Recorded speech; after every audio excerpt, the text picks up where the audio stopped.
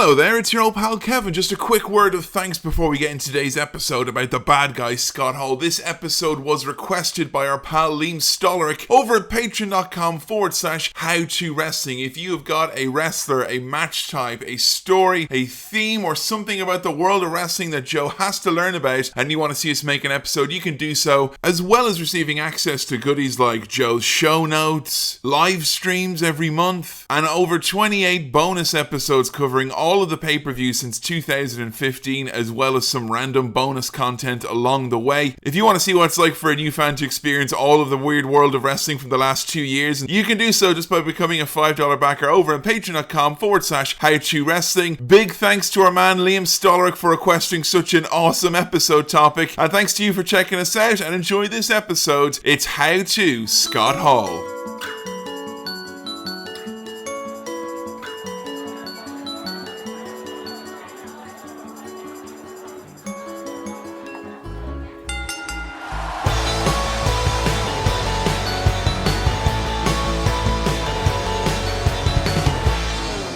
Greetings, friends, and welcome to another episode of How To Wrestling, the world's first wrestling podcast detailing how to wrestling, how to get into wrestling, how to understand wrestling, and goodness knows, maybe even how to enjoy wrestling. And we're seriously taking over this week, folks, because our episode is about the bad guy, Razor Ramon. It's Big Scott Hall. Hello, once again, I'm Cowboy Kevin, joined as I am always by my better half and the ever inquisitive, always eager to learn and find out more about the world of wrestling. It's Joe Graham. Hey yo. Oh man, you're going straight for hey yo. My new branding. What are you fucking throwing a toothpick at me for as well?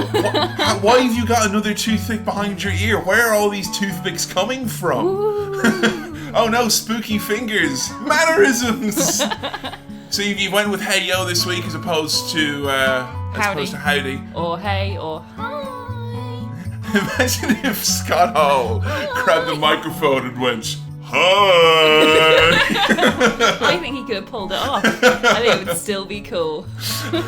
So this has been obviously an episode that we were looking forward to recording for the longest time. Scott Hall, I think, in our canon has been, ooh, who's that handsome man over there?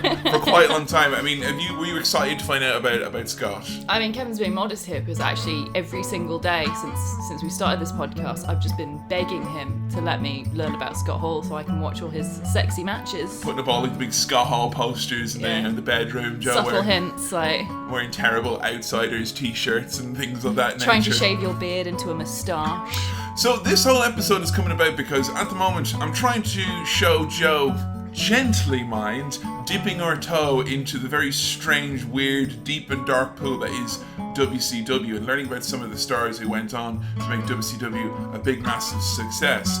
Scott Hall is obviously is an interesting one because, like many of the people who helped make WCW a big success, as much if not more of his story takes place in the WWF as opposed to WCW. But before we get into talking all about the innings and outings of the bad guy, it's time for what Joe learned in wrestling this week. Do you want to do your whistle? An appropriate whistle because some people thought that the whistle that I was doing was too harsh on their ears. Really, that's fair enough. Yeah, so you know it's bad when your whistle is compared to Ricky Gervais's laugh. So in lieu of that whistle, here's this whistle. I'm really good at that, aren't I? I'm coming on leaps and bounds. Amazing. Taking on board criticism, adapting, and rolling on from there. Very so good. What did you learn in wrestling this week, Joe? So this week I learned that a teacher in Luton has been banned from the teaching profession. Maths teacher here allowed pupils to settle disputes during an out-of-hours wrestling club. What? An illegal out-of-hours wrestling school. Was this guy was he a total mark? Did he look like he was, do you have his Bullet Club t-shirt on or his NWO tie? So apparently what he did was basically if kids had disputes in school, they're in an argument or whatever, rather than them wasting precious, teachers' time. I mean, you can probably empathise with this, Kevin. You've been a teacher. Former teacher speaking former right teacher. Here. Yeah. Now you maybe didn't go down the wrestling club route of starting your own, illegal child-ran wrestling ring. It's kind of more like a fight club than a kind of a wrestling club. It's seeming more and more like. I mean, if he went down the official route and thought, these guys maybe they need an outlet for their excess of aggression, then fine. But no, he just did it secretly. Yeah, this is strange. This isn't kind of like This isn't like the type of wrestling club you'd want to set up as a teacher, where it's kind of like you're Vince McMahon in the 80s and you go into all the different classes and you see who all the stars are like. It's kind of like, right, you know, I'm going to give you maybe a new gimmick. You can be Mr. Perfect. You can be the Red Rooster or whatever. We'll put together, me and my core team who've left over from my dad. Yeah. We'll decide on it. This sounds like this guy's going more of a Puerto Rico vibe, where it's like, let's get all the kids who really have legitimate beefs with each other, put them in a really unsafe working environment, and then get a load of kids with batteries and cups of piss to start fucking them at them, and we'll all get fired in the end. That sounds dreadfully unsafe. So this isn't what you would have done then? No, and I will tell you, as a teacher, I did see an awful lot of fake wrestling on the playground, and honestly it's very difficult to go and go, hey you guys, stop fighting. I'm sorry, I know, it's like, did you see SummerSlam? Fucking hell, Brock and Randy, can you stop fighting? That's awful. No, CM Punk is never going to come back. You're fucking stupid. Year 9 idiot. Oh, CM Punk, what are you talking about? He's never going to come back. Stop fighting. Everyone stop fighting. This is inappropriate. It's so, you know, it's difficult if you're a teacher as a wrestling fan. His heart's in the right place. But he clearly wasn't in the right place when like safeguarding training was happening, because it would have been made clear to him. Do you know what the worst thing about this is?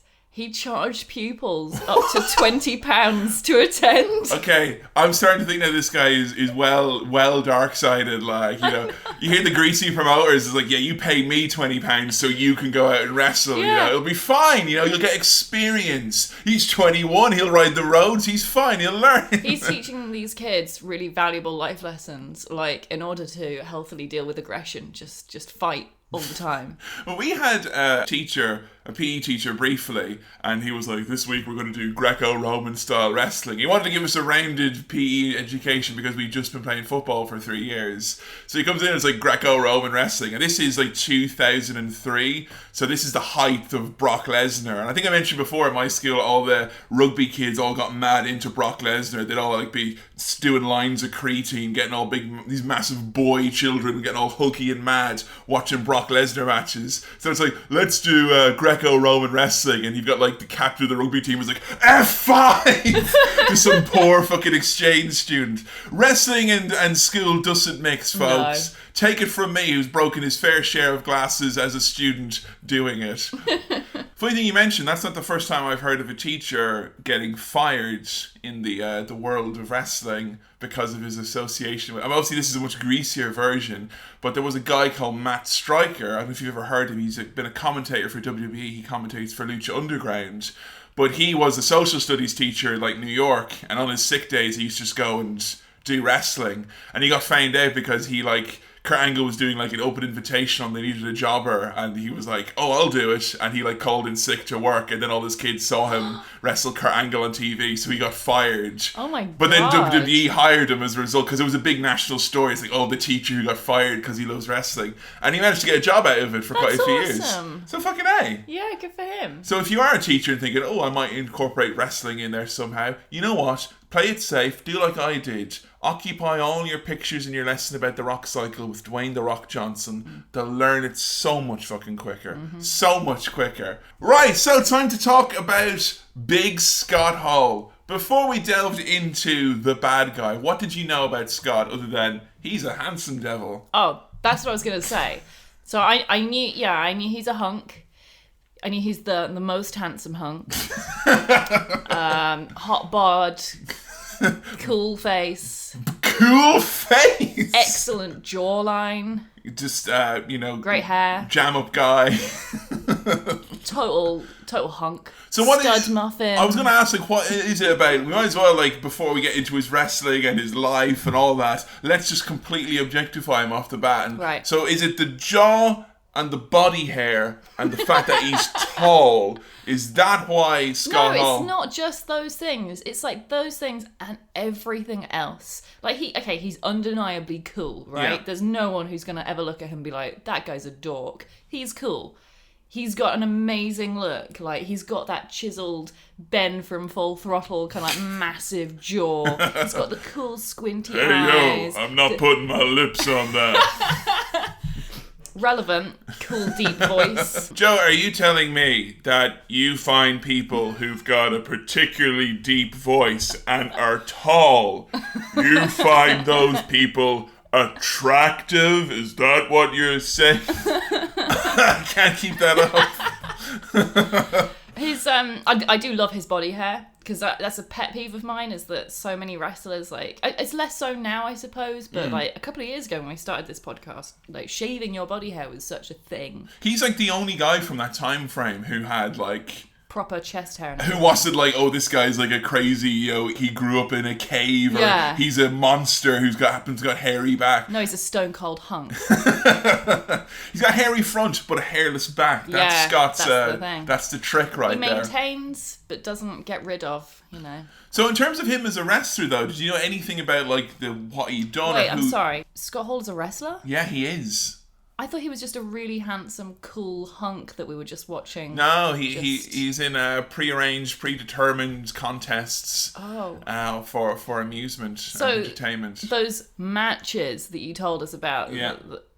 There were other people there other than Scott Yeah, no, Hall. we were on the network, not Clips for Sale. We were on the network. Those were matches. Oh. Okay. So I mean, did you know anything about his like his wrestling, like, you know, people who he would have wrestled with, or any kind of famous moments or anything like that about him? Because I know he was in the Hall of Fame when we first started watching wrestling. Yeah, but I didn't know who he was. So it meant nothing to me. And no, I didn't know anyone who he wrestled with, and except for Kevin Nash. I knew he and they were like friends. Yeah, because I think you see a picture of Hall and Nash, who's buried there. And it's funny, you know, our 4 matches we looked at tonight, I went like out of my way. It's like, I don't want to just like do all Nash stuff or Outsiders stuff, because that's like, I think Outsiders, their tag team, is almost a separate episode, but Nash appears in 3 of the 4 matches just by the fact that those two's careers so closely linked together. Yeah, but even that, like, I know nothing about Kevin Nash. Even now, like, I don't really know much about them at all. He's like a slightly taller, less handsome, less deep voiced version of Scott Hall, like, and his punches aren't as good. So. Definitely not as good. Well, that's interesting, because I remember, like, when we first started watching, and like it was the Hall of Fame, or that WrestleMania, Scott Hall went in, and that's just after Scott, you know, he had been through some dark times, we'll talk about that, but obviously Scott's in a much better place currently in 2017 than he was back in the day, and I think I remember just being blown away by how much of an impression this man, you had no idea who he was, and he was there in his white blazer, and he cut his really passionate kind of Hall of Fame speech about, you know, bad times don't last, but bad guys do. And you were straight away like, who is this guy? And he's like, you know, 55 there, whatever. And he's so handsome. Yeah. And pretty impressive. It's amazing. Like, that guy has aged spectacularly. So we decided to watch the documentary that we made about him last year, which is Living on a Razor's Edge, which kind of set out to not just talk about Scott's kind of his wrestling career, but also to try and explain some of his dark past or some of his backstory. Now, usually speaking on how to, I never wanted to be like, right, let's just talk about all the fucking horrible shit that's happened to someone. You like to leave that at the very end, like during the recording, so that I like cry openly on the microphone. Totally on purpose. But I think with Scott Hall, like, and with this documentary, they did kind of try and underpin a lot of, you know, his ups and his downs on a really tragic event that happened with Scott quite early on in his life. Yeah, they literally start, the documentary opens with a picture of a newspaper, which the headline is, Scott Hall Attempts Murder. Were you shocked by Yes, I was so shocked. Because, like, okay, coming into this episode, what did I know about Scott Hall? Obviously, I knew he's a hunk. I knew he was very handsome. I knew he had a cool look. Yeah. I'm really hammering this home. But I also know from doing How to DDP that he had these demons and he had real trouble with alcohol and drug abuse, and obviously DDP helped save him. So if DDP's going to save you, there's probably a good chance that you've had... Yeah, some horrible background. Yeah. I mean, for me, as, you know, when I became a wrestling fan, I remember being enamored with Scott Hall when I first would have seen him. But then, for most of the time I've been a fan, it's been like, Scott Hall, you didn't talk about Scott Hall because of, Scott's great matches or what's Scott up to. It's kind of like, is Scott Hall dead yet? That's horrible. You know, and that's what it was for him for many, many years. And that was kind of really, really, like, sad that he had these...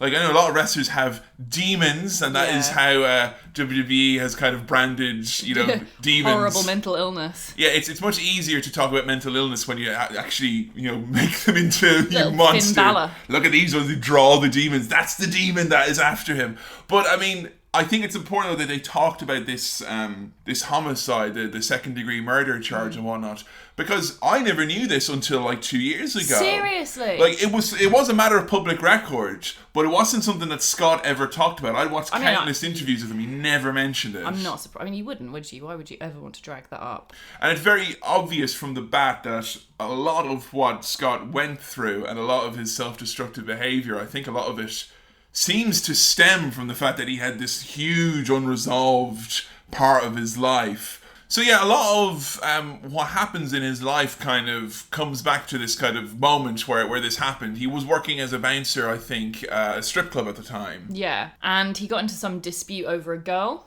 where her boyfriend came out in the parking lot and tried to fight him. He had a gun? Yeah, so he pulled his top up and Scott Hall saw that he had a gun. And then this is where there are different versions of the story. Yeah. The first documentary we watched explains that what happened was that the guy pulled out his gun.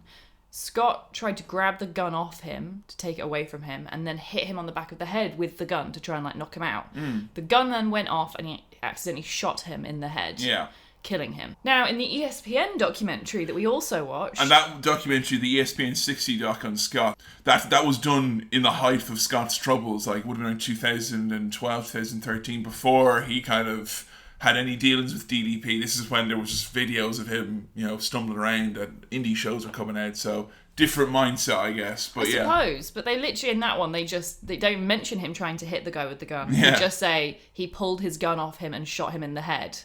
Those are two very different scenarios. Seriously very different. And like the whole thing with it is that he never got charged. There was like insufficient evidence, I think, to convict him. He's described like throughout the documentary, he's like, there was points in my life where literally all I thought about every single moment of every single day was that. Like, yeah, he said that like for pretty much his whole life, every single day, that was what he thought about. Like, it's what he woke up thinking. Oh, that's horrible. There are so many instances in wrestling where it's like, wrestling seems to draw in, like, I think we mentioned before when we talked about Roddy Piper, like, damaged people seem to be drawn into the world of wrestling. Absolutely. In fact, it's quite interesting that he does mention in this documentary that both his parents were alcoholics, his grandparents were alcoholics, and his dad said to him at quite a young age, like, you will fall to this disease. Like, it happens to everyone in our family. So you've just got to be careful about how far you fall.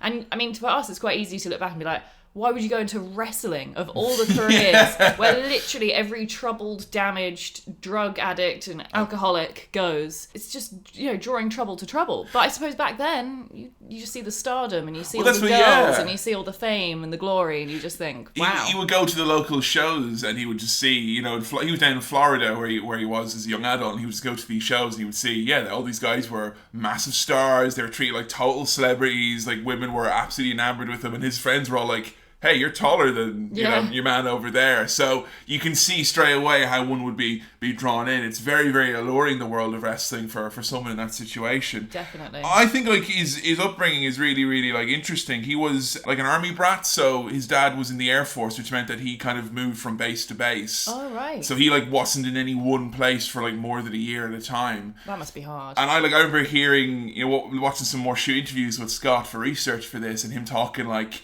he go to a friend's house, like, and he's like 7 or 8 years old, and he's like, what's going on? Your dad's not drinking, like, doesn't your dad like drink as soon as he comes home? Like, just what he thought was a normal family life was so different between the fact that his parents were both, struggling with alcoholism, and also the fact that they were moving around. I can't imagine, like, there's a worse combination for growing up. Like, parents have these problems, and also never we're having moving. A settled home. Oh, Jesus. That's fucking horrid. That's hard.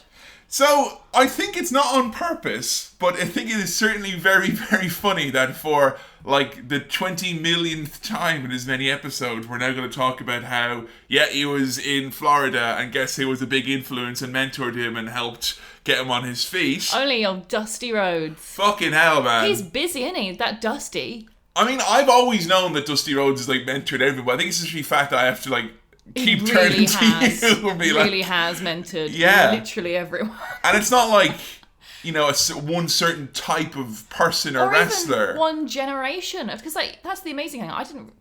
it's covered so many. I know. Like from Scott Hall in the 70s right up to like, you know, guys just in up to NXT, literally up to his death. Yeah, guys like Bailey and everyone. It's funny because there's a lot of people who can mentor someone if they are a particular type of wrestler. Yeah. Like, I think if you're going to be a big monster heel, there's no one better to have in your ear than, say, Vince McMahon, because he knows what that's meant to come off as, and he's made a very successful business out of making a lot of those stars. But Dusty Rhodes could look at someone like a Scott Hall and see all the different, you know, factors like the charisma and also the size and like kind of put all that together and channel it in a certain direction. And then like look at someone like Paul Heyman, who is from the completely other side of the wrestling world, but still an important part, and help channel that as well. It's fucking fascinating. It's so interesting. I cannot wait for the inevitable How To Dusty Rhodes. I feel like Dusty Rhodes can have separate episodes for his mentoring and also for his wrestling. Because keep in mind, he also had his own successful wrestling career. Yeah, that's the other thing that's like mind-blowing. And not only like a wrestling career where he was an actual wrestler, but like he did all these other bits in the background as well. Yeah. Anyway, this isn't How To Dusty Rhodes, it's How To Scott Hall. But I think it is worth bearing in mind that, yes, Scott, throughout the doc, and anytime he has a half a chance, if he could praise Dusty Rhodes, he will. Like, he's just speaks so highly of him. So, not only was Scott going to these wrestling shows and kind of having, you know, people pointing out to him, hey, you're bigger than these wrestlers, but he also had a lot of wrestlers coming up to him in gyms. And if you're a bouncer in a strip club, wrestlers are going to come in, and if they see the bouncers, like,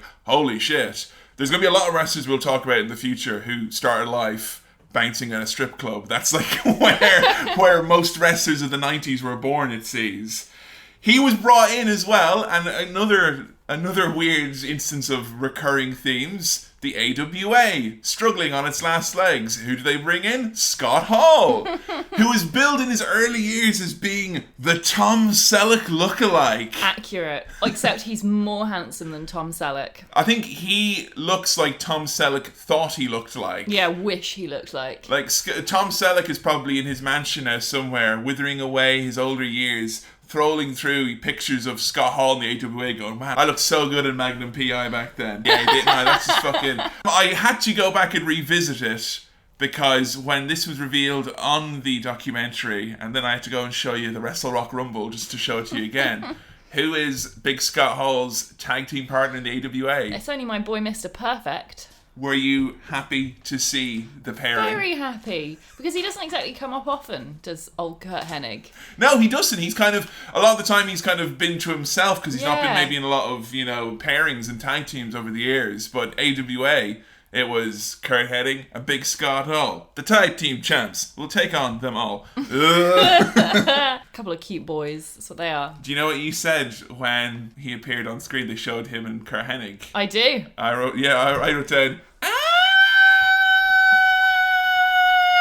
hand clapping for a minute. And then what did you say when they had the picture of them? I said it's Tyler Bate and Pete Dunne. Oh! It is! Because one of them had a mustache. Yeah, Tyler Bate is Scott Hall and Pete Dunne is Kurt Hennig. Honestly, we'll track down that picture. Yeah. It looks like them, but, 20 years ago. I thought it was cool to see the two of them there together because, like, those are two awesome personalities. Yes. You could imagine, though, AWA, they're like the two shit-hot stars and they're getting a lot of attention in the company as it's kind of winding down in some ways. And the ominous words from Scott, Kurt Hennig taught me how to have fun. Pills and booze? Okay, man. They fucking party like it was nobody's business in those days. Oh, jeez. I always imagine it's like a scary combo when you're like someone who's that fucking big doing so many like... Because I watched documentaries with Kevin Nash and he's like, I stayed away from like cocaine and a lot of the pills because... when you're 7 foot and you've got a family history of heart conditions, you want to stay away from that stuff. But I mean, God, we said it before, guys in the 80s, they went fucking hard. They did, yeah. You know what's really wild here, though, is that Scott Hall's only like 21. Yeah, he's so young. So young. So crazy young. Like, not to say he looks old or anything, but he looks like, a grown-ass man. He looks like he's an adult who's like been around the block. He doesn't look like someone in his early 20s who has a murder charge that happened last year. Yeah. You got to imagine what was going through the head at that point in time. I mean, lots of drugs and alcohol, I imagine, to try and get rid of what's ever going through that head. That's like, seriously, like it's a huge thing throughout, like in wrestling in the 80s and the 90s. Like, it's such a different business now. Yeah. It's like, and for the better. He was going to quit wrestling because he wasn't like making it big, and Scott was always very upfront that one of the main reasons and primary focuses was he wanted to make money. Right. And even though there's a lot of other wrestlers who've had that adage, I think Scott, because he was always so creative, his bottom line was always it's about the money. If I'm not making money and it's not fun, it's not worth it. If it's not fun and I'm making money, it is worth it. If I'm having fun and not making money, it's not worth it. Right. He's always very upfront and quite businesslike about that, and that kind of served him well sometimes and not so well other times. But he was going to quit until his wife got pregnant, and he decided, I need a lot more money. So he managed to get a hookup and get into WCW with a new gimmick. Thanks to DDP. I know, it's the Diamond Stud. Gives his excellent advice. Tells him to rebrand, get rid of the moustache, dye your hair black, become a new Stone Cold Hunk in a different way. He had he was like a different man. Transformation. I don't know if you hadn't told me that's the same person, I don't think I would have known. And I gotta love as well when he's coming out with his rip-off outfit and DDP's like, he is 6'5" of twisted steel and sex appeal. Which is just brilliant. He had so much of the look there, the stubble, the stubble beard, which was like not something you saw with wrestlers. Either had to be clean cut, or they had the big sex porn stash, or a big dirty beard. There was none of this like stubble. I love the stubble. And a lot of wrestlers in the 90s would adopt, that look with a lot of the stubble and stuff like that. Never pull it off as well though, will they? No, I think it's always going to be known as like Scott Hall had that proper 5 o'clock shadow.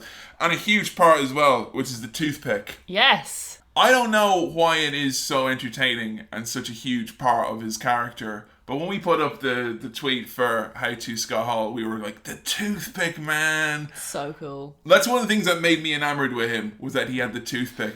It's like quite scary for me to think if I was aware of Scott Hall as a young teenager, I would be even more obsessed with him then as I am now. Because I used to chew on a toothpick when I was a teen because I thought it was really cool, and I used to keep it behind my ear. I would have been so in love with him. I would have thought he was like the coolest guy ever. I adored the start of most of Scott's matches. The toothpick comes out, he looks around left to right, and he'll just reel back. And the person's always like, you're not actually going to throw a fucking toothpick. And then he just throws it right at them, and he'll do a big, ah. If he's a good guy or a bad guy, a face or a heel, it doesn't matter. He'd always fucking out. And it was great. I remember there was a match recently. It was like him, Hogan, and Bischoff were all in the ring, and he threw one at Hogan, and then he got one from his back pocket and threw it at Bischoff. He's had infinite toothpicks. Hidden everywhere on his body. Simple, but gimmicks like that are the best in the world because, hey, if I went to see an indie show and Scott Hall, literally all he did was throw a toothpick at someone's face, I'll have considered myself satiated. Yeah. Opposed to if I want to go see a lot of other wrestlers, I want to expect him to do a big scary move or, take a big scary bump. Diamond Dallas Page gave him the toothpick idea as well, right? Yes, yeah. So cool. DDP, it was very creative. Similarities between the two, both very creative. DDP obviously, having tried every single gimmick on Earth at the same time, was like, I've got one spare out back. Sacks of gimmicks. You ever have a guy come to school who's there to make learning fun for one day, and he's got all these massive fucking luggage of all this gimmicks and shit. That's what DDP must have been like. He had a big massive bus just to carry around all this shit that he had. This big floppy hat you could wear. No, don't really like that hat. You could be the Diamond Stud. Here's a toothpick and also a diamond pickaxe and also a hat with a light on it and also some coal miner's gloves. There's a weird little wizard in the background at one point, and you wouldn't tell me about it. Okay, so please explain the tiny weird wizard. I can say right now, Joe's not using the Twitter as often, so if there's going to be lots of spoiler tweets, I think I can shield you from them because you don't get Twitter at work. But Joe was caught a glimpse of Oz. You at home might know who that is, and I'm not telling Joe who that is just yet. This is so unfair. But he was just nonchalantly, he was like, yeah, Scott Hall going through the ranks in WCW, and it's him walking out, and there's just a wizard behind him. Pretending he's not even there. Look, we're just going to ignore that little wizard. You were very obsessed with the wizard. Because I am obsessed with wizards generally. That's part of my brand. I don't talk about much on this podcast because why would it come up? But wizards are my thing. We flipped a coin. It was either going to be How to Wrestling as our podcast, or it was going to be How to Wizards, and Joe talks to me about wizards. All the wizard types. So what I will say is, fans at home, let's just keep it a secret between you and I for now. Are we going to get How to Oz? We're going to get How to Oz soon enough in one way, shape or form, yeah. So. Is he supposed to be the little wizard behind the curtain in The Wizard of Oz? Yes. Is he actually? Alright, I can't say anymore.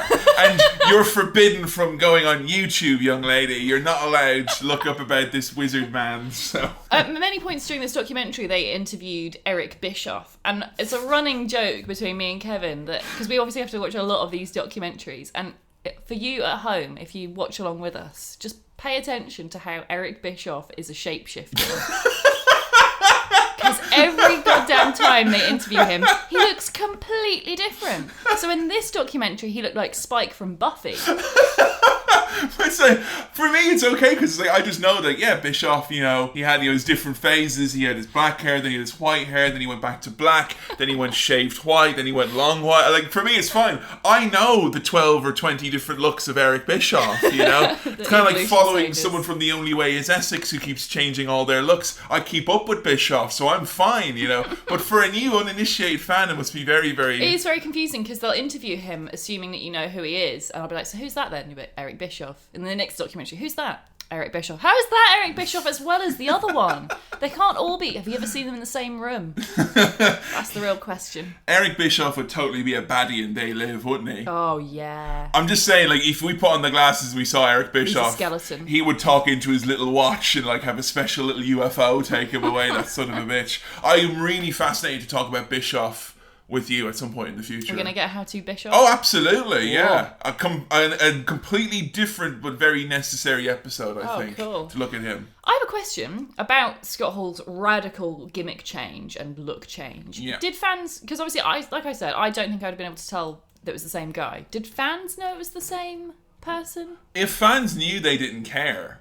Like, I mean, because Scott was a wrestler in the AWA, and the AWA was mostly a regional promotion that had some national appeal, but it was mostly based in like Minnesota. So in places like Minnesota, obviously, that's big Scott Hall. But the reality was that WCW, where he went to, based down in the South, places like Georgia and whatnot, that would be more where they would, the Carolinas and Georgia and whatnot. So most of the fans, if they did even know that it was Scott Hall, probably wouldn't have recognized him, because most of those WCW fans wouldn't necessarily have been AWA fans. Right. You'd still have your super smart mark fans like we have these days, but I think the reality is that if he just showed up as regular Scott Hall, the bookers would have been, oh, he was in AWA, so you can't be here. So I think that's just why it was more in the eyes of the bookers than the fans necessarily that they were a bit worried about. But I see. I think most fans didn't know, and those that did probably didn't care, because even though he was like a tag champ in the AWA, when he was the Diamond Stud, and we talked about how much DDP struggled. Yeah. He was DDP's henchman, so you can imagine how low down the pecking order the Diamond Stud was. God. He was the guy that got bet up on DDP's behalf. Like, he was quite low down. And he wasn't happy in his original run WCW. He said the documentary he called WWE Once a Week for a Year. Wow. Once a week for a year! Like, it's crazy. It's so funny, like in wrestling at the time, it seems like the number one way you got a chance in wrestling was having a friend who you used to work with at another company work for the company that you now want to work for. Yeah. And Mr. Perfect was now in WWF, and of course he put in a good word with them, and they're like, fine, bring this lad in, let's see what he's all about. Vince McMahon didn't know who the Diamond Stud was, obviously. And Scott was pretty adamant. He was like, look, I will do whatever you want, I want to be in WWE because that's where the big money was. They were the number one at the time. But he pitched a very, very interesting gimmick to Vince McMahon, which is quite interesting. Like, it kind of exposes a bit about Vince's lack of knowledge outside the wrestling world. Explains a lot. So he told him about Scarface, and Vince McMahon had never seen Scarface, but he loved the idea. And it's so funny to me because of the whole, I know Vince has been rather impressed by, like, blatant rip-offs of Pirates of the Caribbean's Johnny Depp character Captain Sparrow, and like not probably realised that it's like knockoff of source material. That funny when you mentioned about the wrestler, there was a wrestler who was given like a Captain Jack Sparrow gimmick, and Vince fucking loved it. Did he? He hadn't ever seen Pirates of the Never Caribbean? seen it. Then they were on the plane once, on the jet, and Pirates of the Caribbean was shown, and Vince was like, get rid of his character, and they cut his gimmick straight away, because Vince straight away realised it was like nicked. But like, there was a wrestler whose character was basically Ben Stiller from Dodgeball. I mean, there's wrestling, WWE particularly, takes from movies all the time. I do wonder how many gimmicks people have shown to Vince without him knowing the source material, and he's just been like, I love it, it's amazing. Scott was really upfront about it. Yeah. But I think Scott, and one of the things what made people like Scott Hall and Kevin Nash, and to a lesser extent people like Shawn Michaels and stuff, what made them important or valuable to Vince is the fact that they hadn't been living in an echo chamber for the last 20 years. They knew what the outside world was into, and in 1992, having a wrestler in WWF, which was a bit cartoony, who was doing fucking Scarface, like, you need to see the bad guy, Razor's the bad guy, and like do all these like really fucking, like, he's this horrible fucking dude from Miami, this Cuban dude who's just fucking horrid. It's based on like a drug lord essentially. We watched some of the little clips of Razor Ramon's like debut vignette, and it's just him being a total dick, like walking around going, your life is so good when you're Razor Ramon. It's like shove someone in a pond, or like eat an apple and spit it in their face. There's one where he like tells a couple of kids to go and steal from a shop for him, and he's like, and then he like eats all the candy in front of them. He's like, haha, never trust Razor. What a heel. It doesn't end here. Scott actually, I mean, I can say this now, we've seen some matches with him. Sting has a gimmick that was like the Crow, essentially, the face paint and the look and all that. Do you know who told him, hey, go do the Crow, it's super popular? It was Scott Hall. Oh, wow. So Sting was struggling with his character, needed something new, and he was like, yo, I've just seen this movie, it's super popular, it's fucking awesome, fucking do that.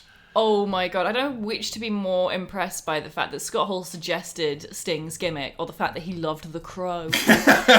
Scott Hall has those special eyes that weird lady's gonna go and get off of him. So, but Scott and Vince immediately had quite a close relationship because of the creativity, and that is something that Vince always like cherishes. It's like, if you are someone who pitches ideas that he understands, because there's a lot of people who pitch stuff to Vince and he's like, yeah, good job, pal. It doesn't fire him.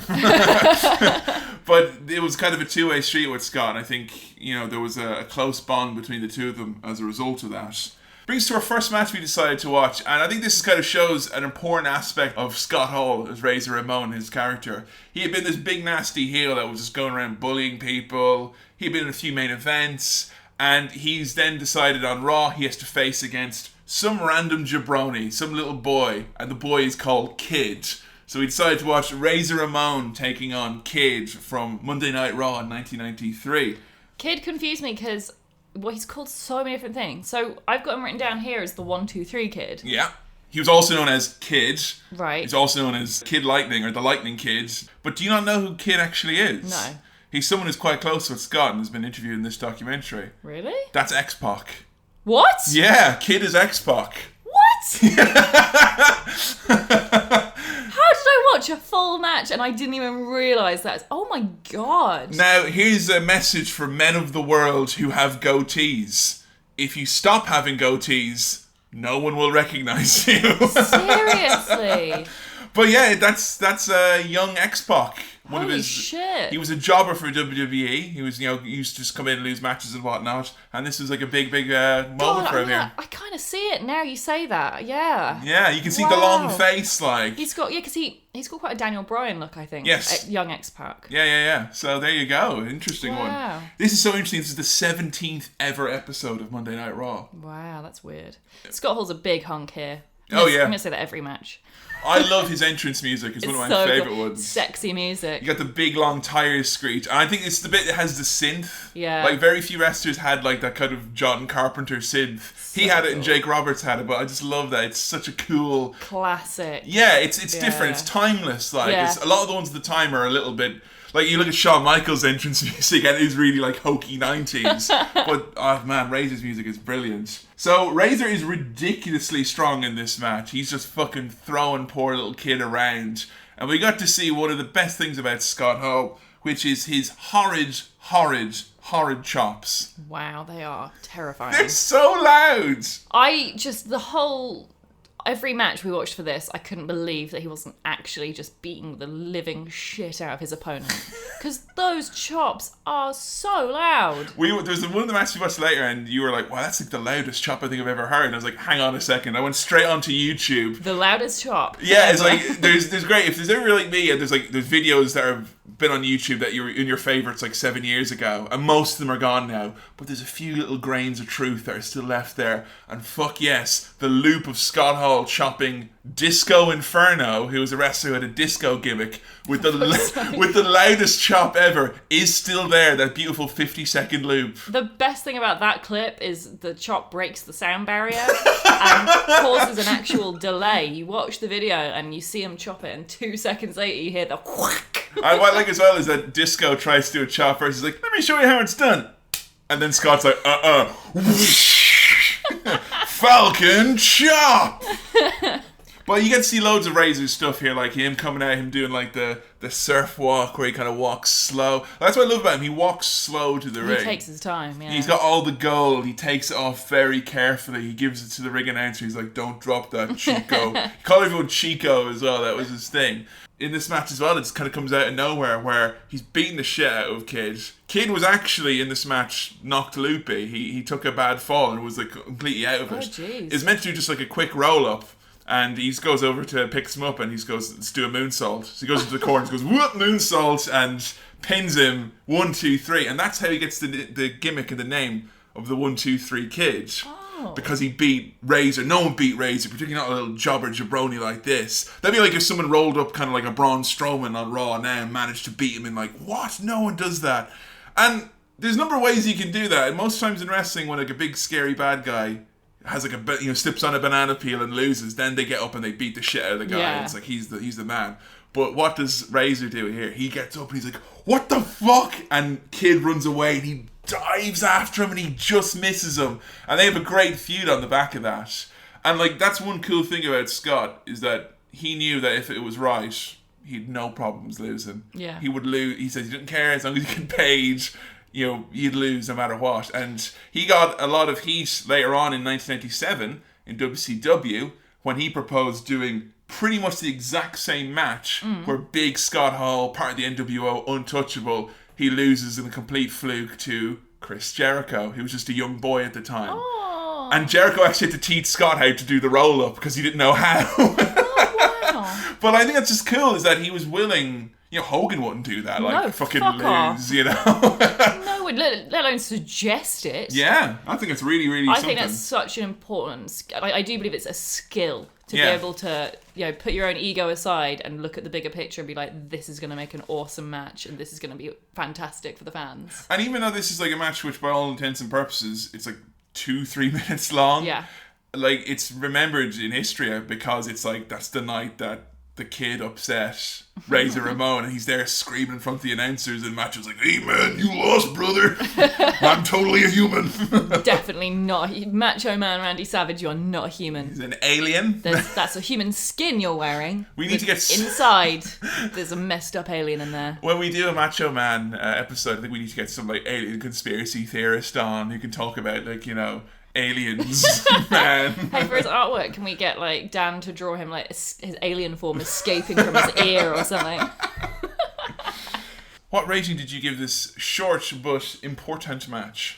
I gave it 3 out of 5 stars. It was a really good match, but it's a little bit short. Like you said, it's like 3 minutes long. So I wouldn't necessarily go out of your way to watch it unless you want like a really short little match to just pop on quickly. But if you want to settle down for like a proper learning about Scott Hall, maybe not this one. I think what was really important around this point as well was that they started talking about the Click. Had you ever heard of the Click before? It's like kind of an ominous cloud that hangs over mid-90s wrestling. No, I've never heard of the Click. So the Click, and they may probably very well get their own episode down the line, but the Click was a group of very like-minded wrestlers in WWF at the time. And in the Click there was Scott Hall, Kevin Nash, Shawn Michaels, Sean Waltman, aka X-Pac, or the 1, 2, 3 Kid. And the new guy to the company who they thought, really was great at wrestling, and also he was a teetotaler so he could drive them around, Triple H. Oh, Triple H was a teetotaler. Triple H is a teetotaler. He's never drunk alcohol or done any drugs in his entire life. Completely, none of that for him. I've never heard this before. Yeah, Triple H is a total sober dude. So the Clique were known for a couple of things. Number one, they're all very like-minded. They all thought each other were the funniest person in the world. They loved travelling on the road together. That was their favourite thing. Something about the Clique, though, is that a lot of wrestlers looked on them very unfavourably. Because you had a group that contained a lot of very big names, big up-and-coming names, who, as we've mentioned as well, all had the ear of Vince McMahon and kind of had him convinced they knew what the fans wanted and they knew what was cool and what was in. So the Clique decided they were going to look out for each other. Because remember we talked about in Roddy Piper before that sometimes some of the promoters were essentially taking advantage of a lot of the wrestlers. Yeah. In terms of, I'm not going to tell you how much this guy is making, or I'm not going to tell you how much the bonuses were. The Clique, because most of them were in the main event, like Shawn was the champion, or Diesel was the champion, or, Razor was the IC champion. They're always working with each other. They would turn to each other and go, how much did you get for your main event tonight? And go, well, I got 10 grand. It's like, well, that's fucking shit, because I wrestled you for the same amount of time and I only got 2 grand.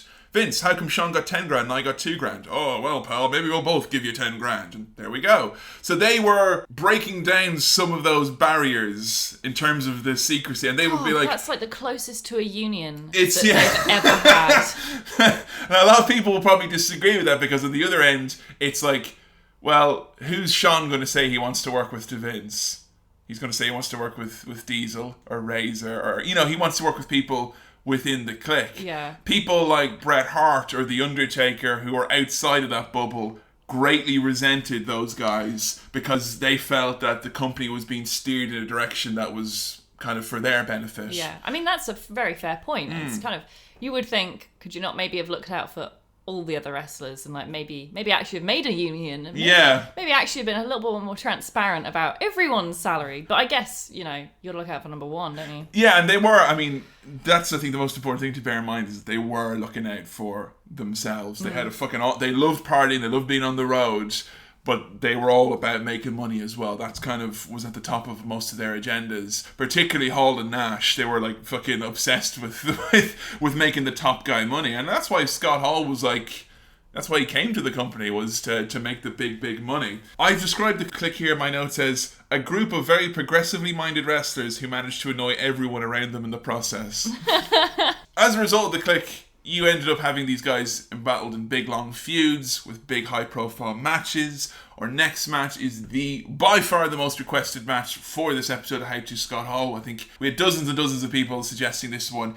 It's the iconic ladder match from WrestleMania 10 for the Intercontinental Championship. Razor Ramon taking on the Heartbreak Kid, Shawn Michaels. Had you ever heard about this match previous to it? A lot of people were really interested to hear what you think of this one now because you've seen how many ladder matches have we watched for the pay-per-view reviews this year? I don't know. I'd say loads. Loads. In the last year, we've done at least 10 or 12 ladder matches, I'd say, on How to Wrestling on the pay-per-view reviews on Patreon. This is the first proper ladder match. Like, or ever?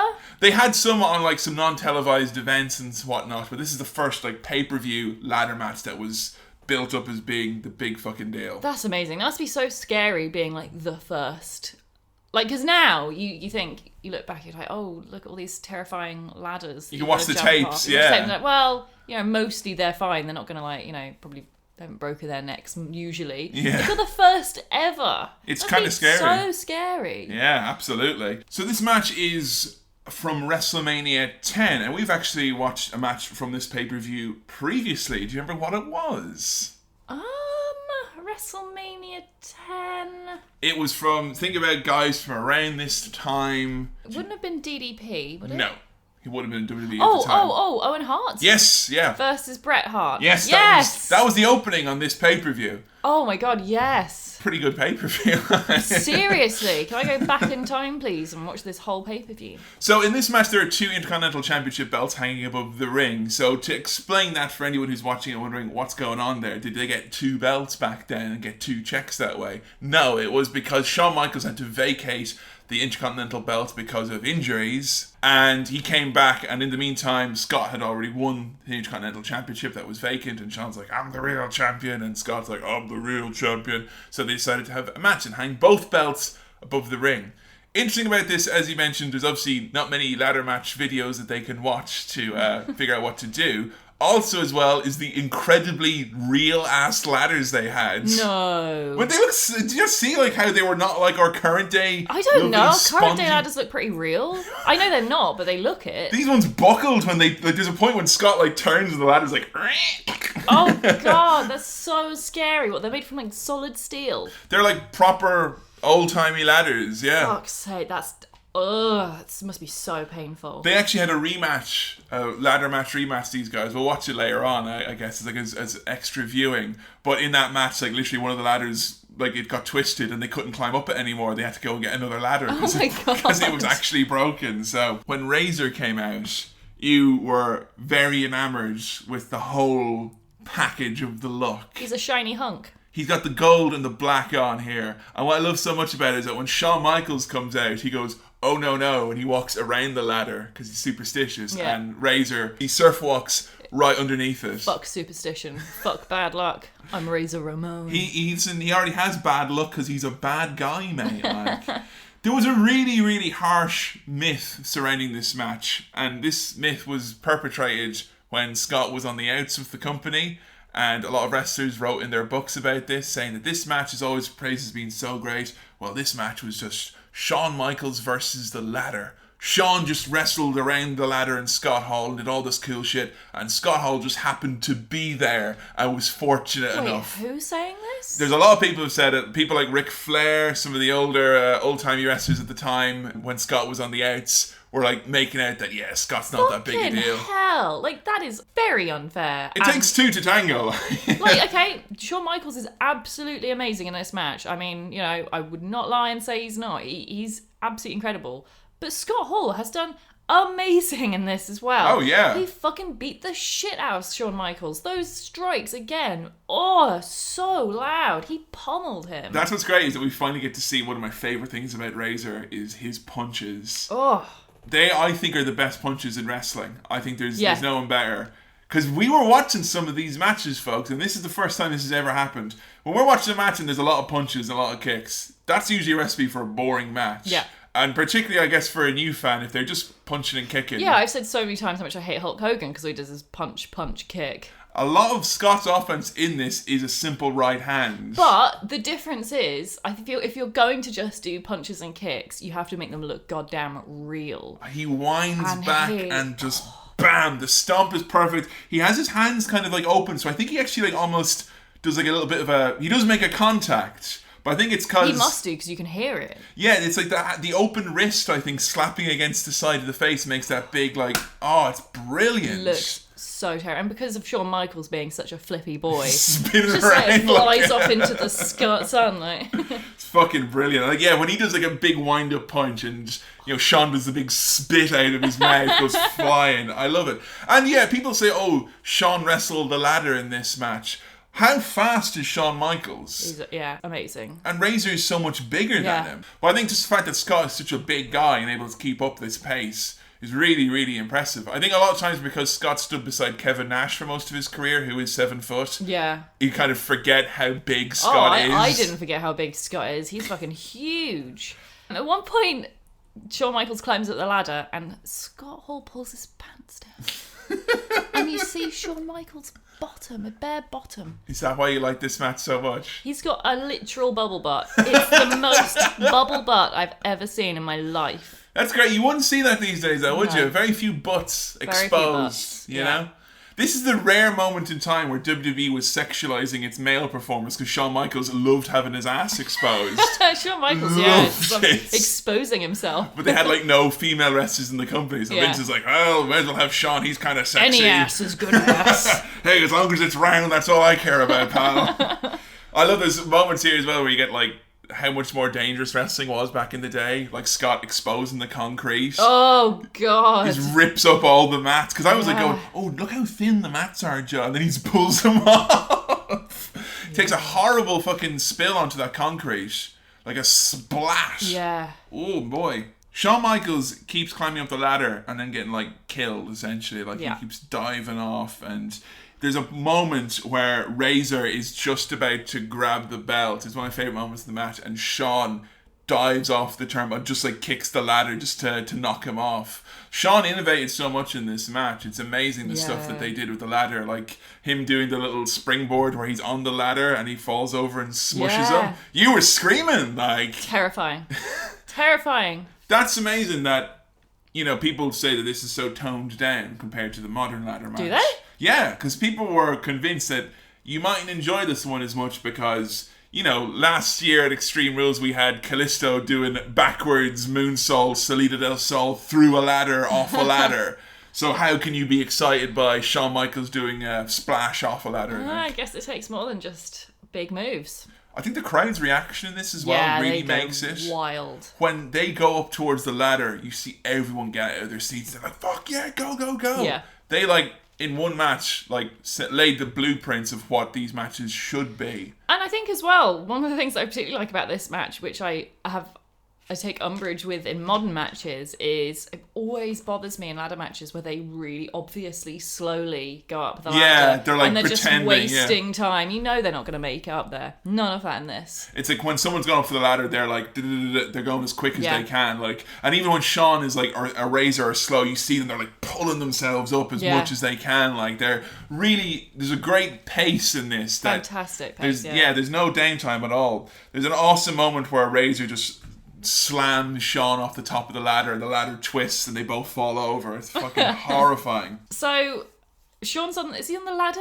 And then Razor pulls him off and then Sean lands on the ropes on his dick. Oh! Classic comedy wrestling moment there. Fantastic. He lands on his dick and then he gets his foot caught in the ropes, right?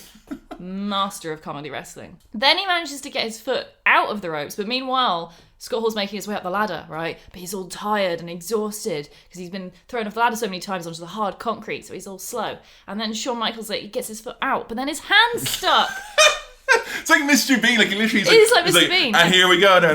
What? Gets his hand free. What? Oh man, so Scott manages as Sean is, and that's what I love is like the ladder match. I don't think it should be like, ooh, the guy's been beaten up unconscious and now we just go up and get the belt. Yeah, that's boring. When they are trapped and they're like, no! Like, Sean literally looks like he's about to bite his own arm off like a rat caught in a trap. Like. It reminds me a lot of, we had a match recently with AJ Styles where he gets his foot caught in the table. Yes. And then he falls off the ropes and it looks like he's actually really hurt himself. Like, it's so much like this. I love that. Just, you can tell such a great story. And Razor climbs up top. He grabs both belts. It's not like he just takes them off either. Oh, no. He fucking pulls on them, like, with all his weight. I think that's, like, one of the scariest bumps in the whole match. Because it tells that story. It's like, if you get up there to the top, and there's been times in wrestling where the lad has gotten to the top of the ladder, and then he is spent...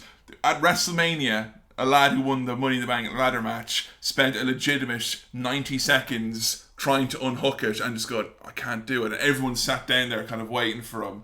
And the crowd, like, stop cheering. And then he finally unhooks it. Here, it's like, here are the belts. I need these to win. Scott just, all the body weight he can, just pulls down and fucking splats down. Yeah. I love that. It's just he will do anything to win. So cool. This match is, like, one where I think if you see any video packages talking about how great WrestleMania is... Like, you know, it's like, I fucking love WrestleMania. Well, it's going to be showing the clip from Owen Hart versus Brett, and then this. That's like, they're always, this WrestleMania is the best WrestleMania. WrestleMania 10, considering like how crappy the product was in large at the time, it's one of the best shows that they've ever done. But yeah, so next time you see one, it's like, Jesus, lads, WrestleMania is great crack all together, isn't she? It'll show you the clips of Sean doing the dive and Razor doing the toss. So, how many stars did you give? I gave this 5 out of 5 stars. Whoa! I absolutely adored this match. This is absolute essential watching for every fan. So, just so we all know, we're all clear, unlike Just Eat and Dave Meltzer, Joe operates on the traditional 5-star,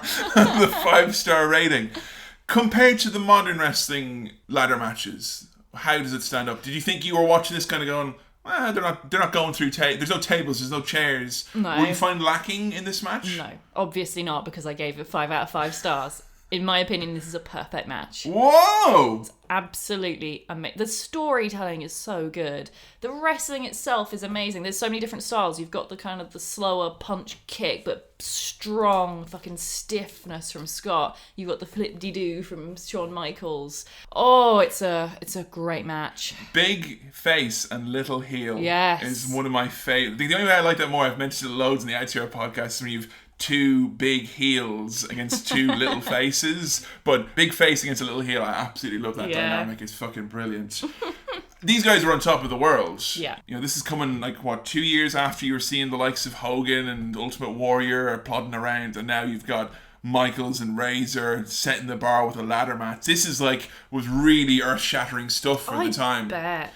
And as a result, these lads were on top of the world. And one thing about the Clique, in addition to, telling each other about pay and telling each other about, match endings and contracts, they fucking hit the pills and booze way hard. And I think what was really interesting was that Shawn Michaels, who is now a teetotaler himself, he says, we were telling ourselves, this is just when we're on the road.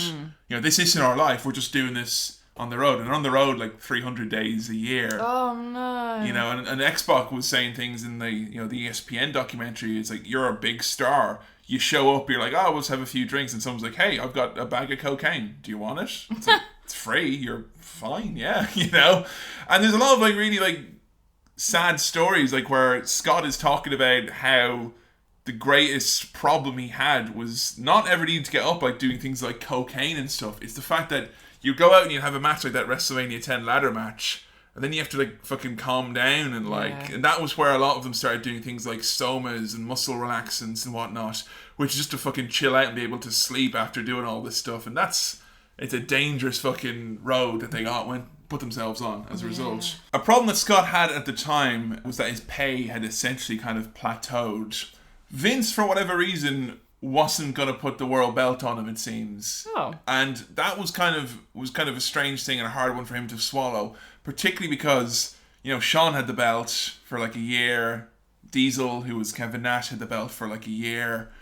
Bret had the belt, Undertaker had the belt, all the guys who you would put him in the category with. Yeah. And Razor never got the world belt. And that's real sad. For someone who's as skilled in the ring, both in terms of as a technical wrestler, Scott's actually a lot better than people give him credit. He's really got great timing and great selling and all that in the ring.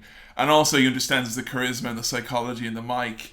For someone like him to never win a world belt is quite shocking. Considering that, Roddy Piper was someone we talked about who never won a world belt. But, Roddy didn't need that because Roddy was all about talking on the mic and the matches weren't really as important. But Scott was, he was pretty much a heavy hitter across the board on the mic, in the ring. Yeah. And I can't for the life of me explain why Vince McMahon didn't see him as being the top guy and give him that top pay. That's so odd to me because he just seems like such a natural star. He seems so obvious. And he's big as well. That's what Vince... he is Vince's Vince's perfect guy. Ideal boy. Yeah. Scott was look, if I don't make more money, I'm going to have to kind of look elsewhere. And he said he didn't want to leave. He wanted to stay in the WWF. But WWF at the time was not known for being particularly generous with the payouts. Right. They weren't giving guaranteed money. You would say, for instance... if you go to TV, you'll get a minimum of, your downside guarantees. You might get a couple of grand, regardless of what happens. But then anything extra in your pay is going to be merchandise and ticket sales, cut of the pay-per-view profits. So it was very much kind of a dividend type system that they worked with in WWF. Over on the other side now, WCW, which now has Eric Bischoff running things now.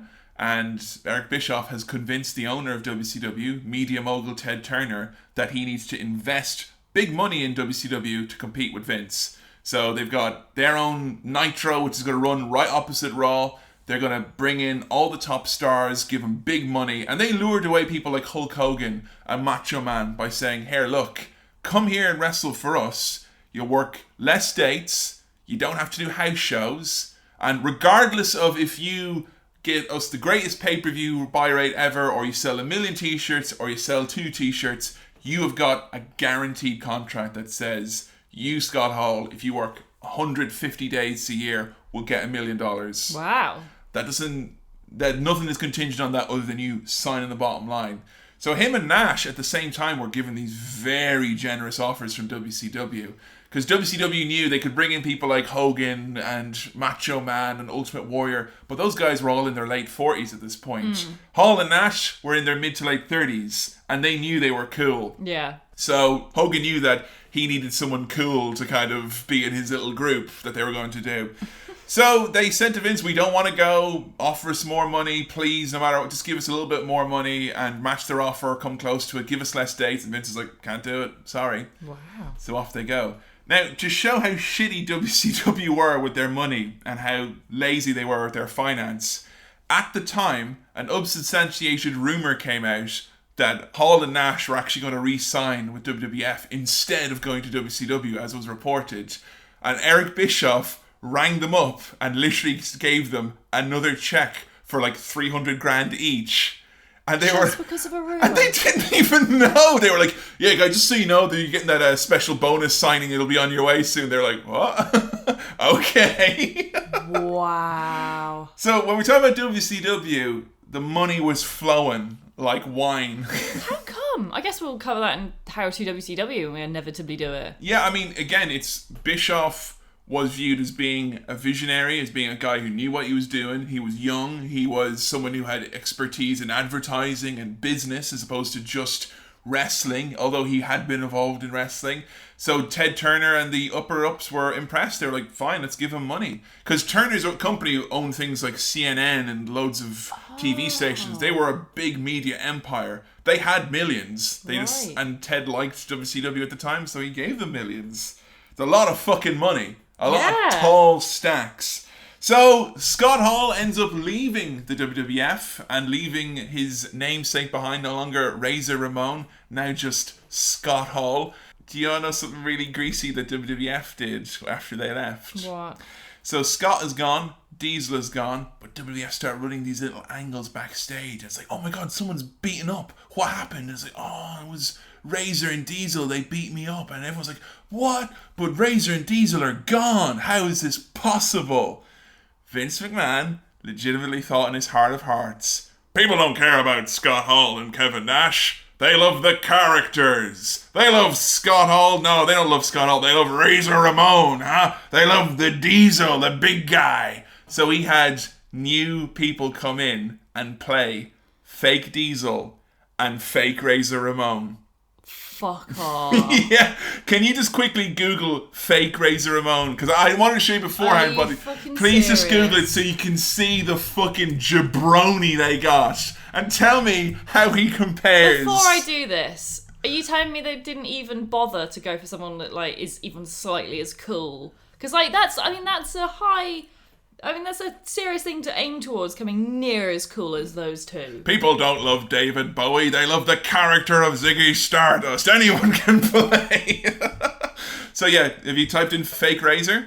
Yes. What do you think? Jesus Christ. And he tries to do the Razor Ramon voice. And he looked fucking rubbish. And also, he couldn't... Wait, hang on. Uh-oh. A new bit of information has revealed itself. Do you recognise fake Diesel? Yes. Who's fake Diesel, Joe? That's Kane. That's gotta be Kane! Oh my god! Poor Kane. I will let you know, currently on the ATR Podcast Patreon, Adam, who's reading the Kane novel WWE did, he's doing book reports, he's reading through it. So if at any point they explain why Kane was Diesel... Please.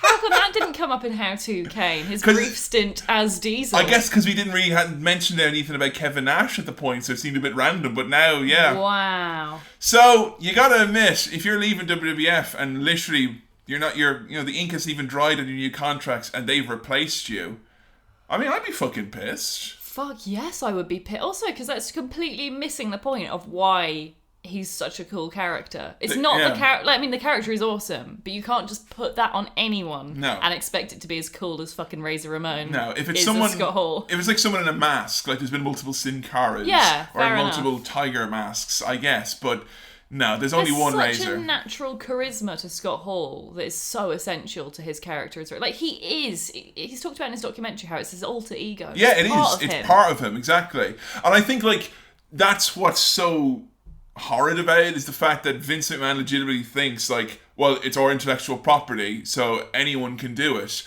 And like, that is, like, it's so much of Scott is in that character. You know, that's why I find it so insulting. That's... Wow. Also, come on, at least try and get a hunk in there. You guys nowhere near as handsome. No, he's not. He's like imperfect. He's like Scott Hall that's not been microwaved for long enough. He's Poundland knockoff. Cold in the middle. You know, left in the sun too long. Like, I'm not Scott. So Scott decides to head over to WCW, and WCW, to their credit, and to, you know, Scott was involved in this as well.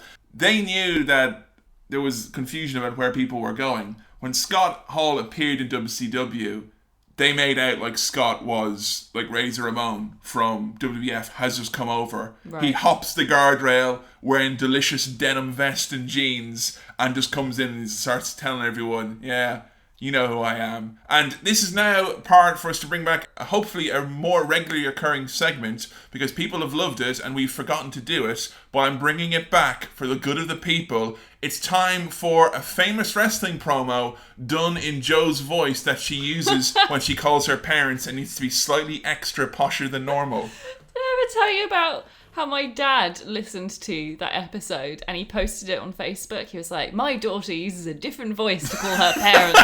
He was so proud. I thought he was ashamed. Like, I thought I knew Joe Graham, then I listened to Hans Steiner. I love how into this podcast my dad gets. He gets really like proud of us, like every little achievement. He's like, yes. Oh, thanks, Joe's dad. So what promo am I doing? So this is when Scott jumped the barricades and debuted in WCW. This is his famous like promo where he's basically saying that outsiders are coming to WCW. The start of the NWO, basically. You can start off with a hey yo if you want to, you know, if it'll get you in the character. Just reading through this, it's ridiculous. Okay. Hey yo. Hey yo. Hey yo. Hey yo. Hi yo. Hey yo. Hey yo. Okay. Am I doing this like aggressive posh voice? You have a scan through and you give it the read you feel it deserves. I would say posh is what the people seem to... Well, of course, I can't really change my voice. No, you can't. Unfortunately, the voice I was cursed with, this BBC from the 80s. Joe sounds posh even when she eats curry chips, like, you know, it's a... But what I'm asking is, like, is this a promo that he gave, like, was it an aggressive... No, it was more kind of I'm giving you guys a warning. You people, you know who I am, but you don't know why I'm here. Where is Billionaire Ted? Where is the Nacho Man? That punk can't even get in the building. Me, I go wherever I want, whenever I want. And where is Scheme Jean? Because I've got a scoop for you.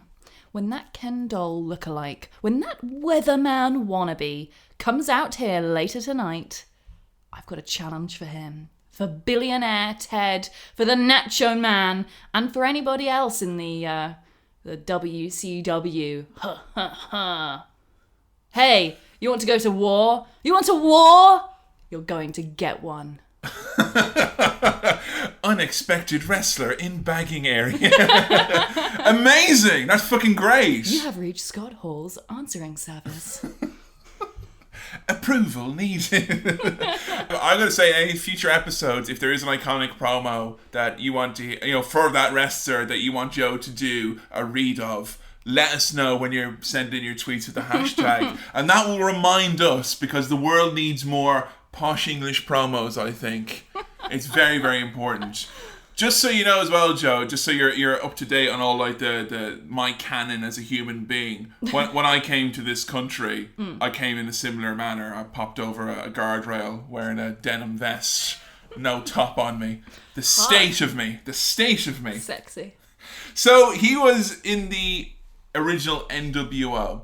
And the whole idea... That group of old men that came into WrestleMania, and I made fun of them. I was like, where have these old men wandered in from off the street? You know, it's so funny, because if you rewatch that now, knowing what Scott's been through, you'll be like, oh my god! Like, when we watched that WrestleMania, it's like before you knew anything about wrestling. Nothing. And I was going, oh my god, look at that particular old man! You're like, what? So, he was the most handsome of all the old men. He was. I knew even back then that he was special. So what was really cool was that they billed them as they were the outsiders. Like, the original idea was like, Vince has sent Razor and Diesel down to WCW to destroy our wrestling. WCW was very self-conscious that up north, because they were a southern ego. They were. It's like, oh, them the north, they don't like us up there. Those Yankee motherfuckers, they're gonna come and ruin this is our special wrestling. Like, they're gonna ruin it. So these big New York wannabes coming out here was poison for the WCW fans. They hated it. They actually immediately though got sued by WWF because Scott Hall comes off and he's like, "You people know who I am," and he's doing the Razor voice. Yeah, but he doesn't say he's Razor. No, they're not calling him Razor. They sued them because he was using the mannerisms and the established trademarks of Razor Ramon. And Joe, you and I both know Razor Ramon is not Scott Hall. He's that weird, slightly over-chewed caramel-looking lad who they've got over the WWF botching the Razor's head. There's so many angles of insult to this. The fact that they've fucking got this knockoff Poundland version of Diesel and Razor Ramon going on in WWF. The fact that they're trying to sue them, even though they've not directly referenced the actual gimmick that I suppose they would have trademarked. Like, there's no mention of the name and everything. The fact that his voice, I mean, he does have a very deep voice naturally. It's only a little bit different from his natural voice. Yeah, honestly, anyway. when he started, like, doing Razor at the very, very start of WWF, he did have the Cuban twang, but he got rid of it towards the end. Basically, more like actually him towards the end. He just called people Chico. That was it. And then the fourth insult is the fact that it's taken from Scarface anyway. What, are they going to come in now and sue WWE? Now, we all know the concept of a cocaine-addled drug dealer from Miami is very much a Vince McMahon creation. He hasn't even seen the movie. This is what happens when Vince skips movie night. He fucking thinks he's invented something. But, like, one thing that was immediately apparent was that, like, once again, no more so than when they were in Vince's ear, Bischoff and Hogan realised these lads, they're cool. Yeah. Like, they are cool and they know what people like. They know what youth culture are after. They know that it's not about, like, the old Ric Flair, the old Hogan, that stuff. It's not that. It's edgy. Yeah, because, like, the NWO without Scott Hall and Kevin Nash would not be cool. Oh, no. And Hogan... It would be awkward and, like, it'd be awful. Yeah. And, like, that's why Hogan hitched his wagon to them straight away, is because Hogan was pretty much irrelevant, like, at this point in time. Remember we mentioned when Hogan was struggling in WCW, having to bring in, like, Mr. T and Shaquille O'Neal to come out to the ring with him. Here, he's, like, fucking seeing dollar signs. Yeah. And, like, if you watch any Attitude Era... from WWF or any wrestling from the late 90s and early 2000s, all the bad guys are wearing jeans, black t-shirts, sunglasses, leather jackets. All of it was Diesel and Scott Hall. Like, these two lads, it was their fucking branding.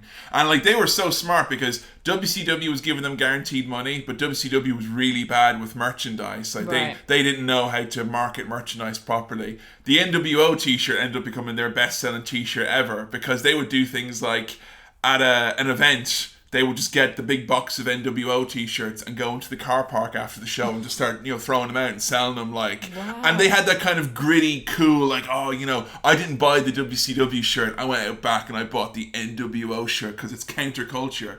And that's all that the late 90s was all about, was counterculture. Heyman tapped into it. WWF tapped into it. But really, the first people who were doing it on a mainstream stage, this kind of cool bad guy, it was Scott Hall and Diesel, and when you think of how creative Scott Hall is, you can put a lot of the cool factor to the NWO on him, like. So he is a lot to, a lot of those lads who got big checks in the NWO when they had 37 members should have been thanking Scott Hall for making it fucking cool in the first place. What he used to do as well with the NWO is that he would do his survey. He'd come out and he'd go, "Hey, yo, it's survey time." And he would say, "Are you people here to see WCW or the end?" And he'd stop to hear if people would cheer along, because there were some parts of WCW's territory, like in the Carolinas, the old-timey places, that they fucking hated the NWO. Who are these outsiders coming in from New York going to ruin wrestling?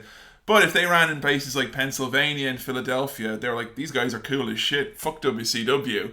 So WCW created a war within itself. That's so clever. To massive... Like, they beat WWE for like 2 years straight in the ratings nearly. And it was because of this. So, I'm just trying to remember my wrestling history now, when we've talked a little bit about when WWE didn't do as well and WCW was like really taking over. Is that here then? Literally here. And it is all down to the NWO and therefore all down to Scott Hall. I would say, at any point, I wouldn't say it's definitively. No, but like significantly. The lion's share of the success of WCW goes to the NWO angle. And I think the lion's share of the NWO angle goes to Scott Hall because of his creativity. That being said, though, one of the reasons why the NWO worked was because it had Hogan, who was such a big star. Yeah. Like, without Hogan and Nash being there, it also wouldn't have worked. Scott on his own couldn't have done it. But it's just that the three of them together were they were spray painting people. They were doing stuff that guys didn't do back then. Like, they had things like the Outsiders would beat people up backstage. Never did that in WCW before. Wow. Like, there's a real iconic end to an episode of Nitro where Hall and Nash went out and they like picked up Rey Mysterio and they fucked him into the wall, and like the police came and they got into a car and drove off. And like people watching the show were like ringing the police going, the NWO are getting away! Oh my god. So even though it was quite cutting edge, a lot of it was still like old school, working the marks, you know, being bad guys. So they have a lot to be, a lot of WCW's success is laid at their feet. Success is all great and creativity is all great, but the number one thing you need for any of those things, and I can tell you this definitely as someone who's done creative things, you need motivation. There needs to be a carrot on a stick. There needs to be a pot of gold at the end of the rainbow. There needs to be something you're striving towards. If you're Scott Hall and Kevin Nash and Hulk Hogan, all of which have got guaranteed money, they've got a degree of creative control in their contracts where it's like, hey, tonight you're wrestling this guy. And they're like, I don't want to wrestle that guy. They can do that. They basically have the keys to the kingdom here. They would be like drinking before the show, doing drugs after the show, doing whatever the fuck they want to, basically. Wow. And as a result of that, these guys quickly got the label of being lazy. They're working way less than they were previously in WWF. And like some things about that laziness is like, I showed Joe the bit from Starrcade 97 where Kevin Nash didn't show up for his match and Scott Hall just came out instead and got beaten up instead of doing the proper match like they were meant to do. But sometimes that laziness led to weird creativity. I had to show this to Joe. I had to show her NWO Saturday Night. Around 1987, 1998, they're told, guys, we need to start getting you to some of the tapings for Saturday Night, which is like WCW's version of Main Event now. Jobbers appear on the show. It's not important. Scott and Kev didn't want to go on the road an extra day a week, so they came up with another idea. What if before anyone comes into the arena, because we're the NWO, we're heels and we're trolls, we just beat up a couple of jobbers and we do it like Mystery Science Theater 3000, where we just talk on the mic and commentate and put loads of weird NWO graphics on it. So me and Joe did have the pleasure of watching the Outsiders, Hall and Nash, taking on the Starbuck twins. What did you think of this? What a fucking mess. What a weird fucking mess. It's so strange. And I can't believe I've never heard of this before. It's definitely one of the kind of hidden over crusty bits of wrestling that people don't, because it's like a C show from like 20 years ago. Yeah, it's but so strange. It's up on YouTube. You can find a few clips of it. Please do seek this out because it's so worth watching. It's bizarre. So it's all in black and white. For reasons unknown. NWO or black and white, that was their whole thing. Right, yeah. therefore, when they came out, it went into black and white. Right, so the whole show has to be black and white. Very annoying. That doesn't get tiring after 5 minutes or anything, I swear. So so there's this black and white screen. They are on, I didn't realise this until like 4 minutes in as well. So Kevin Nash is on commentary, but he's also in the match, right? And when he tags in to Scott, they swap the microphone over and then Scott takes over on commentary. He's like, I'll tell my broadcast partner there. Starbuck twins are a hell of a competitor. They're literally on commentary while beating them up. It's so strange. What I love as well is that like it's like look into the eyes of Scott Hall. He's just in there like yay, like all the canned applause. The second that like they cut over to the Starbuck twins, like boo. And a lot of like the funny stuff in it as well is like there's one move the Starbuck twins get in on Scott Hall. They get him in like an arm wrench, and as soon as they lock it in, they digitize the screen like it's Crime Watch. They do it all blurry. Blur it all over so you can't see. You can't see Scott Hall get hit. The audio is I think the most strange because it just cuts from like thunderous applause to like boos to silence, like really awkward, clearly no one actually in the in the audience. It's just, and it's so unsubtly done, the transitions between the audio clips as well. That's on purpose though, because like the NWO, like they would make all these kind of backstage segments. It was not like, well, I'm backstage with Kevin and Nash and Scott Hall and they'd just be stood there. It would be, the following announcement's been paid for by, the Outsiders of the NWO, and it'd be this weird, like, cut together black and white thing. And they said they always wanted it to look dirty, they've like made it themselves. Because it's like, fuck you, WCW, we're gotten airtime on your show, and look how fucking shitty this shit is. So strange. It's ahead of its time, I think. Oh, totally. It's like Tim and Eric. It is. Really weird. And like the weird special effects, like the blurring, and then the strange, like, star wipe transitions. It's very odd. To see that on, like, the show that was beating WWF at the time, it showed that they were so successful that they could be creative to the point that it was like, you don't even have to think this fully out, let's just do it. And they're like, fine, yeah, just do it. So, that's weird. I think that both shows the abject laziness of them at the time, but also the creativity and the innovation. Yeah, it's very odd. But if you look now, a lot of the stuff that they were doing, this kind of like trolley type behavior, if you look at like the Young Bucks and the Bullet Club in current day, they will be the first to tell you a lot of this stuff comes from Hall and Nash and the the NWO type of stuff. They do the paid for announcements. They too sweet each other. Those are phrases that the Outsiders use. Hall has too sweet written on his. Yeah. Anytime anyone gets a 2 count, everyone says sweet. They're saying it for the Young Bucks, but the Young Bucks were too sweet in each other because nothing sums up troll in your face, irritating 90s wrestling than Hall and Nash pointing each other's dicks, going sweet. Like, that is fucking the worst of wrestling in many ways, and that's their kind of capitalizing on that, I guess. So yeah, it's interesting how this thing has went through generations almost now. WCW, unfortunately, with a lack of rules and a lack of dates for Scott to work, he said he wanted to spend more time at home. And the really depressing thing he says is... Oh no, he says that they realised they didn't actually enjoy each other's company all that much. Because he was on the road 300 days a year, he'd come home, it's like, Dad's home, man! And everyone has a great time, because you're only home...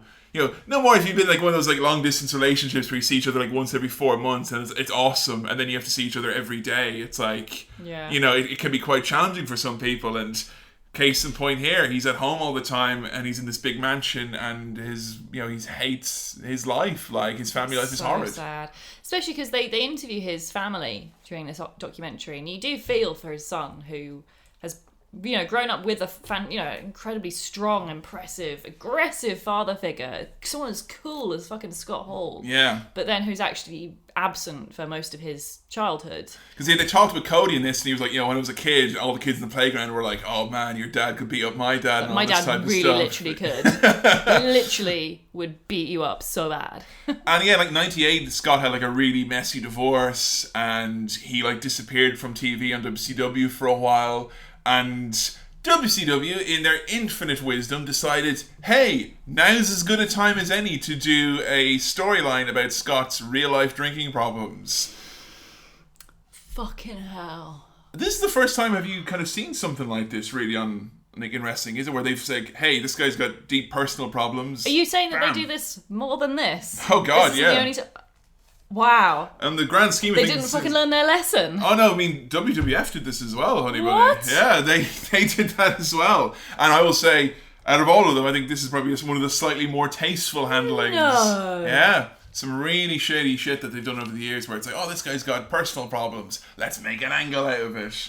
Fucking hell. It's so messed up. It's so messed up. We watched an interview with Scott from like kind of like last year, and he was like asked about this, and he's like, look, I was being paid big money, and I was said like, look, if you want me to do this, I'll do it. I'll do it the best I can do it. So like, he didn't want to do it. He didn't like doing it, but if he's gonna have to do it, he's gonna do the best of his abilities, which is so admirable. Yeah, I mean, like, some of it was played up for yucks. The one, like, there was a gif that went around like for years. I remember, like, it's something that me and Adam were really obsessed with.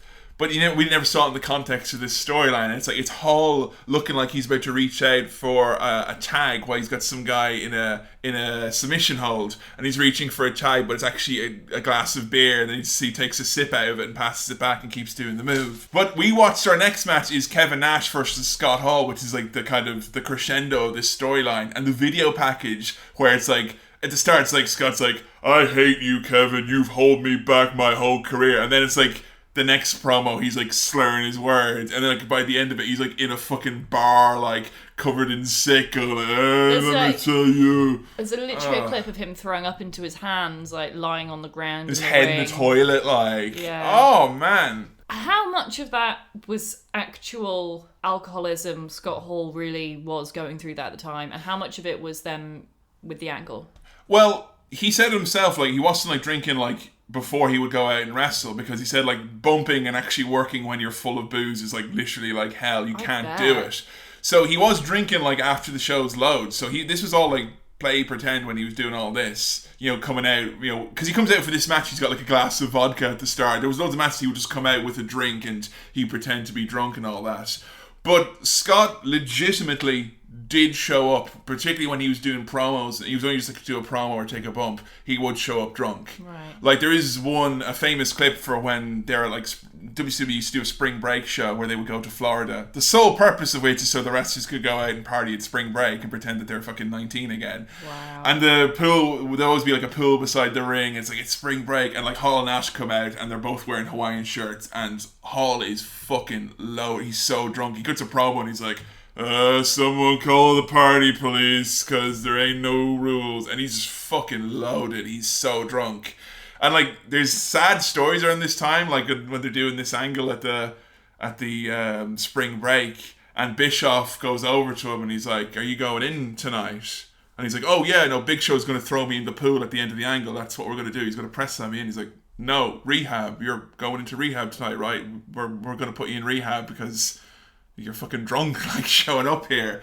So it's like they were not really looking out for him. Seriously, that's so fucking messed up. If you're giving a guy guaranteed money and letting him go out and perform drunk, even if it's just for promos and stuff, that's not like, I don't think that's corporate responsibility. No. Now, Scott Hall can make his own bad decisions, but WCW doesn't need to make bad decisions on his behalf as well. Yeah, like encourage his bad decisions. So, like, with him being sick and everything, and his head in the toilet, because, like... That's all jokey, like, that's all just pretend, yeah. Okay, because there was also clips of him, like, with his head in the toilet, found by Kevin Nash, that was real. Yeah, it's not nice. Like, so, I mean, that was probably, it's art imitating life, I guess. Oh, it's so hard to think. Because, like, when you blur the boundaries between reality and fiction like that, I think for the person involved, not just the fans, but, yeah, the main talent... It's going to be so difficult to try and then separate those. Yeah, because for years, loads of people were... He's an alcoholic, but it's not really a disease, and it's not something to be worried about, because it's just a fun gimmick, isn't it? Like, there were some people who just thought that Scott Hall, it was just like, a lot of it was like, oh, it's just, it's a gimmick. And like, oh, when he was drunk on TV, it's like, no, he's actually, like, has real problems. Yeah. WCW got in trouble with the higher-ups at Turner because one of the executives saw this, and... Scott says, everyone knows someone who's got mental illness or addiction in their life, so they put an end to it. But we still got a match out of it, which was Kevin Nash versus Scott Hall from Halloween Havoc in 1998, with a very, very, very tasteless video package. I want to know, though, seeing this is Halloween Havoc 98, what you thought of the impressive stage. Oh, it's amazing. You've got like a demon thing holding a big pumpkin. We salute our half-inflated Lord of Darkness. Yeah, it's very much a Persona 5 palace. It's like the end boss. You think you've beaten him, and then it's they come out with a big pumpkin and a giant Snickers bar. Oh no! So Scott comes out with a glass of vodka. Imagine if he was an alcoholic. And then Kevin Nash coming out, clean, sober Kevin Nash, who's never touched a drink in his life. That's what I really hate as well, is that it's like Scott's the one with problems, not like Kevin Nash or Shawn Michaels or any of the other lads, who all did have fucking, they had their own problems in one way, shape or form. It was really singling him out, I think, which was quite cruel. Is especially unfair, seeing as we all know that he has mental health problems. It's especially harsh, I think, to fucking... Oh. They found a way to make this worse as well, because Nash comes out looking disgusted, and then Hall is all like stumbling, and he throws the vodka in his face and he beats on him, and it's like, and the announcer's like, oh, he's just pretending, he's just fine, there's nothing wrong with him at all. Because like 5 seconds before, it's like, Scott needs to go in and get help, and hopefully he'll get help. Like, oh, there's nothing wrong with him, just a couple of drinks, you know. Oh, it's so horrid to think. So you've got Scott beating the shit out of Kevin Nash. And he cuts a promo in the middle of the match saying, there's nothing wrong with him. He does go, you get to see some of Scott's really cool mannerisms in this, with him constantly fixing the hair. Yeah, fixing the hair. One of my favourite moments ever is when he's there cutting a promo with the NWO and they're in like real WCW territory, and a fan fucks a beer right in his head. I saw this. Someone sent this to us on Twitter. I've retweeted it, so go to our timeline to see it. It's incredible, and it's like he doesn't even recognise. There's loads of beer there, and then he just goes, slicks it back. Wow, it's awesome. But yeah, he does loads of cool things as well. Like he does his spooky fingers. He played Kevin Nash's head like a drum. You love that. I love that. What was it about that you enjoyed? It was really funny. Slapping the back of the head. It's the kind of thing I used to do to my brother when we were play fighting, like just to annoy him, wind him up, just slap his head. Fucking love it, like. He looks like he is beating the shit for real out of Nash here. It's funny, as the further on Scott's career we went, the better his punches went. Yeah. And, Scott and Kevin, a few people recommended this match. I was like, Scott Hall and Kevin Nash, 98? These lads are fucking hardly going to leave their feet, are they? They're going to be going to have a game of Scrabble instead, because it's easier. But, it's through the story and the psychology. It's mostly punches. Other than towards the end, it's Scott, doing the punches and the chokes. But they managed to tell that story quite well with, Kevin Nash doesn't want to fight Scott. He's kind of reluctant to, and Scott's just like lays him out and it's kind of like, look how easy it is for me to beat up on you. I'm clearly better, And they have a point where Scott Hall, like, he starts getting a comeback from Nash, and Nash starts firing up, and you have Kevin Nash hitting him in the corner going, how about another drink? And giving a big elbow. How about a double? And he gives him 2. And he's like screaming, like, it's last call, Scott. And all these drink-related analogies. And the announcer, Mike Chase, goes, wow, what a great job by our audio and video guys here tonight. For fuck's sake, like. Mankind gets thrown off the handle and says, wow, what a great job by the guys here tonight. They're doing really good stuff. Great job, guys. Scott gets killed by Nash, who hits a jackknife powerbomb and another powerbombing Big Scott Hall once again. Oh. Whoa, that's impressive. Yeah. And of course, because it's 1998, Nash can't leave the ring before doing a couple of crotch chops over him, a little gyration, and then Nash leaves the ring and lets Scott win by countout. That was really cool. I've never seen that before. That was really, really cool. I was wondering what you would think about that, because that. That's a very, like, WCW, if you've probably noticed anytime we've watched a match from them, it's always very, like... swervy end. Yeah, weird end with, like, loads of interference. But that one you were a fan of. I liked that one because it kind of made sense within the context of the story. Like, he's his best friend. They travel this time together. He's going through this horrible alcoholism, which obviously I hate this angle, but...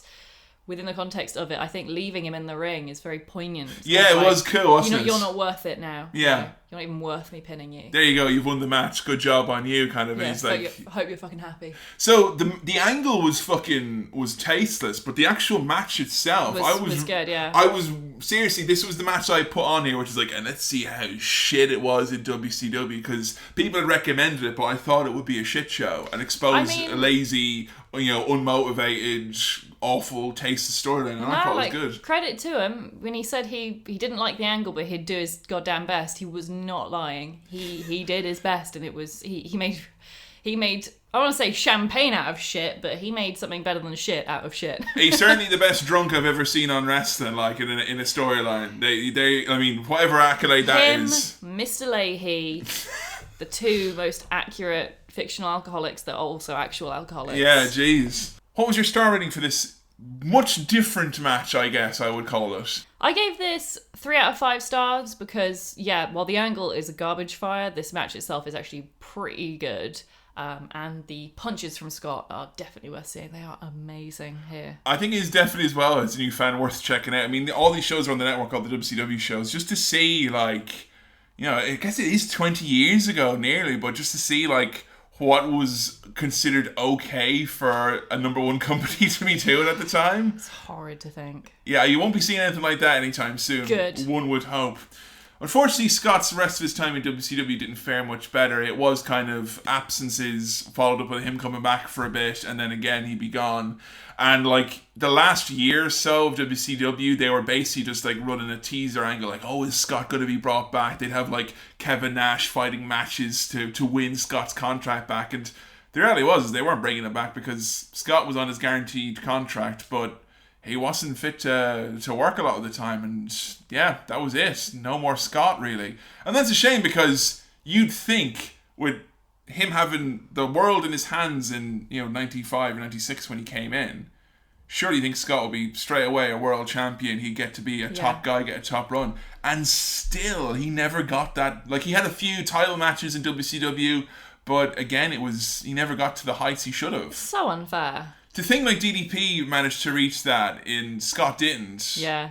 That is kind of strange. And I know wrestling, it's only a belt, it's not real. But even still, just to have that little stamp of the office think you're a top guy. Yeah. And obviously no one ever thought that for long enough to give Scott Hall the belt, and that's kind of shitty. That seems so strange to me, though, because he is such a top guy. Yeah. Like, regardless of whether he won any of those belts, in my opinion, he may as well have done. So, Scott eventually found his way back to WWF in 2002. Like a lot of those guys we talked about from WCW who had the big guaranteed money, they decided to stay at home and collect all the money that they were owed before eventually coming in to WWE. So unlike DDP, who decided to go straight over there, Scott Hall, Kevin Nash, Hulk Hogan all bided their time and had all their money paid out before they came out to WWF in 2002. And Vince's idea straight away, don't bring back Diesel and Razor. No, he wants to do the NWO. Now that's probably an episode in of itself, WWE's attempt at doing the NWO.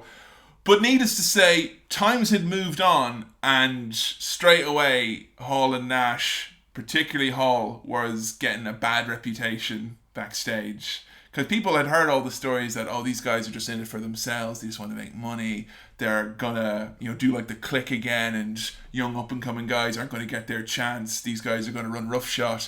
There's a story, apparently, of the first night that Hall and Nash were at Raw when they came back. They saw the Dudley Boys, who were like the tag champions at the time. They're like, yeah, I hear the 3D's a pretty cool move. Can't wait for us to kick out of it. Like high-fiving, like. And it's like, don't say that. Like, that's... Sorry, it's funny, though. It is funny, but don't say that. Like, knowing that, like... Knowing Bubba Ray Dudley as being who he is. Yeah, knowing he's a big fucking dickhead. It's really funny. But also, yeah, I can see why that would look bad. He would literally give you the 3D for real for saying that. Yeah. So, this was, however, my first experience with Scott Hall, because I started watching wrestling in the Attitude Era. I hated WCW, so I never watched WCW. So I never saw any Razor. I never saw Scott in WCW as a kid. Did you know about him? I knew of him. I knew he was the guy with the voice. And honestly, even though you can tell this is Scott, he's 43, he's not the Scott of old. He's been, he's smaller, he's not as quick as he was, his voice is even not as much as it was. But I remember when I was like a kid seeing Scott Hall in 2002, I was fucking enamored. Yeah. Thought he was so cool. He was like my new favourite wrestler. I was so fucking annoyed because Scott was only here for a few months before he had to leave and was fired. I remember as a result he wasn't in the latest wrestling game that came out. Oh no. And I remember like refusing to play it for ages. Like, fuck, here comes the pain. Oh, Scott Hall's not in it. That's total shit. Like, he should be. Oh. And I guess that'll show you how much of a fan I was of his. Yeah. Here's a match which Steve Austin didn't like, but Scott Hall did like, and I loved. And I figured it was his biggest match when he came back, so it's one to show Joe from WrestleMania 18, which we saw last episode with... DDP versus Christian. Yes, very good. I love now how all these pieces are coming together. It's really interesting. We were talking on our Patreon review of Extreme Rules recently about how on Raw we had Samoa Joe, Paul Heyman, and Brock Lesnar in the ring, and you now have all those bits together. It's just really cool how these bits are coming together for you now. We get to see the cool storyline where Steve Austin kidnapped Scott Hall. Yes. He tied him to a chair and beat the shit out of him. That was kind of... Why did he kidnap him? Because the NWO beat up Steve Austin a whole bunch. So Austin was like, Just beating up Scott Hall. I'm going to hunt you. But why not the rest of the NWO? Why just him? Because he start off with Scott and then he's going to go to the other ones. Right, like Kill Bill. Yeah, I guess so. I mean, the whole idea of this is that originally they were going to hopefully do Hogan versus Austin at WrestleMania. And Hogan didn't like the idea and Austin didn't like the idea because both men thought that they should win. So we ended up getting... Well, one of those men is right. You would have picked Hogan to go over... Oh yeah, my big boy Hogan. He needs to win every Clean with the leg drop, yeah. Take it easy, pal. We already got their money on. So then we get Scott Hall and Steve Austin. I love the whole entrance here. The fact that you get to see, Scott Hall on the big long ramp coming out, doing his surf walk, doing the point for Nash to come out, his buddies.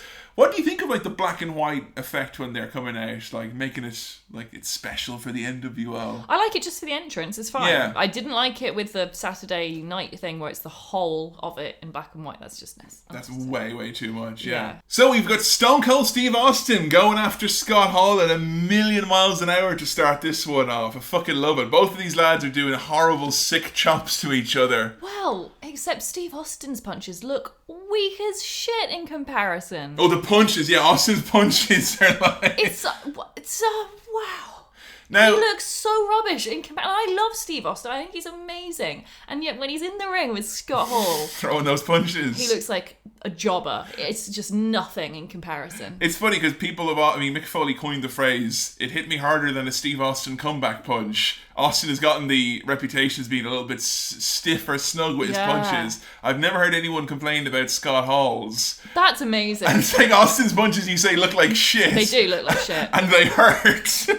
And Scott's ones are awesome and apparently don't hurt, so... Scott Hall needs to pass on his gift to like as many wrestlers as possible for how to throw a really good punch like that and make it look amazing without it hurting. That's amazing. I know so cool. We've got a lot of wrestlers in training who listen to the podcast and actually a couple of indie wrestlers as well. I never want to be like, help us expose the business. I am. Please expose the business. I want to learn it all. Joe, no, careful.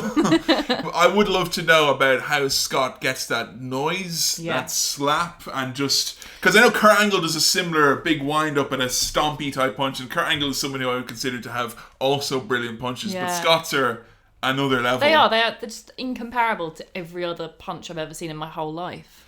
Scott Hall keeps taking control in this match because his big old buddy, big sexy Kevin Nash, keeps interfering. We get a stunner quite early on, but Nash pulls out the referee and starts beating up Steve. And we get loads of referees coming in now, including what I have to say was one of the most impressive refs ever. This referee just sliding into the ring. It's amazing. It's like an arrow out of a fucking bow. It's like, yeah.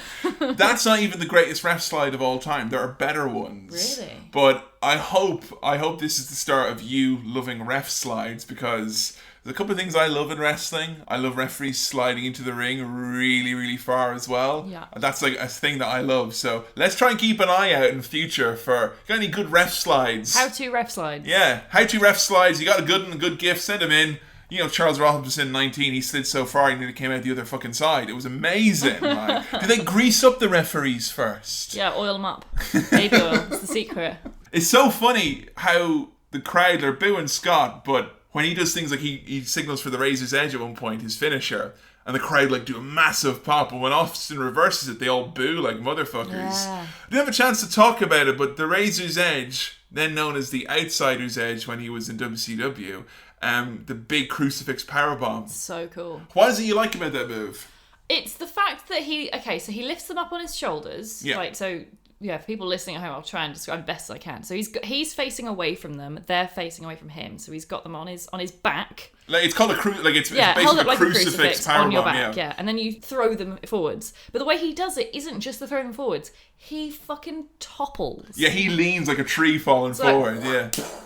Amazing. And it's great when you see him doing against like small guys. Yeah, because he's so tall and he's so big, it looks really scary to watch him do it. I remember before this on Raw, they had him like, there's like, I want to have a tune-up match before I fight Stone Cold, and it's like, bring out someone tough, and it was like Spike Dudley, who's like 5 foot and 150 pounds. And I remember it was the first time I saw the Razor's Edge properly, and he picked him up and he leaned forward, like he fucking like he folded up like an accordion. I was like, oh my god, this big monster has put all of his weight down, just squashed him. I love that move. It must be really painful to do, I think, for Scott Hall. It's a hard enough It's move to land do, in your yeah. face. Yeah, it is. It's not the nicest one in the world. It's funny because like later on in the years, like I think he hit the Razor's Edge like maybe once his whole time he came back in WWF in 2002 because most of the guys were probably too big for him to hit it on anymore. So the best thing about this, one of the reasons why I actually showed you this match, is the way that Scott Hall sells the Stone Cold Stunner. He takes the stunner and then he just like comes completely upright like he's totally normal. But then Austin manages to hit another stunner on him. Which makes him look like he's been blown up by an actual grenade. How would you... Grenade, a lawn dart is the other one that people have said. Like, I think it goes boom, and like he goes flying up into the air. Like one of those rockets that you can get to shoot off. Like, I thought a little parachute would come out of Scott as he was coming back down. Yeah. That's my favourite sell of the Stone Cold Stunner ever, I think. Yeah, no, that was awesome. And even though Scott was removed from the wrestling game that came out, they did put in a special stunner for Austin that you could do, that the guy would just go and stand up, so you could then hit your second stunner on him. So you could do infinite. You could do like 5 in a row, like you would just keep going up and up and up and doing stunner after stunner after stunner. It's great, fucking brilliant. So he hits a big crazy double stunner, and Steve Austin picks up the win here against Scott Hall. What did you think of this match? I liked it. It's another match that I gave 3 out of 5 stars. It was, I thought, a really good match to see sort of Scott Hall. Yeah. But Steve Austin looks like shite in this. It's really funny. Do you know what happened the night after this match? What? Remember we mentioned before in 2002 when Steve Austin took his ball and went home and he left the company disgruntled? Yeah. This was it. He left. Why? Because he didn't like working with Scott Hall at WrestleMania. He thought he was being misused. You know, why don't you wrestle Brock Lesnar and...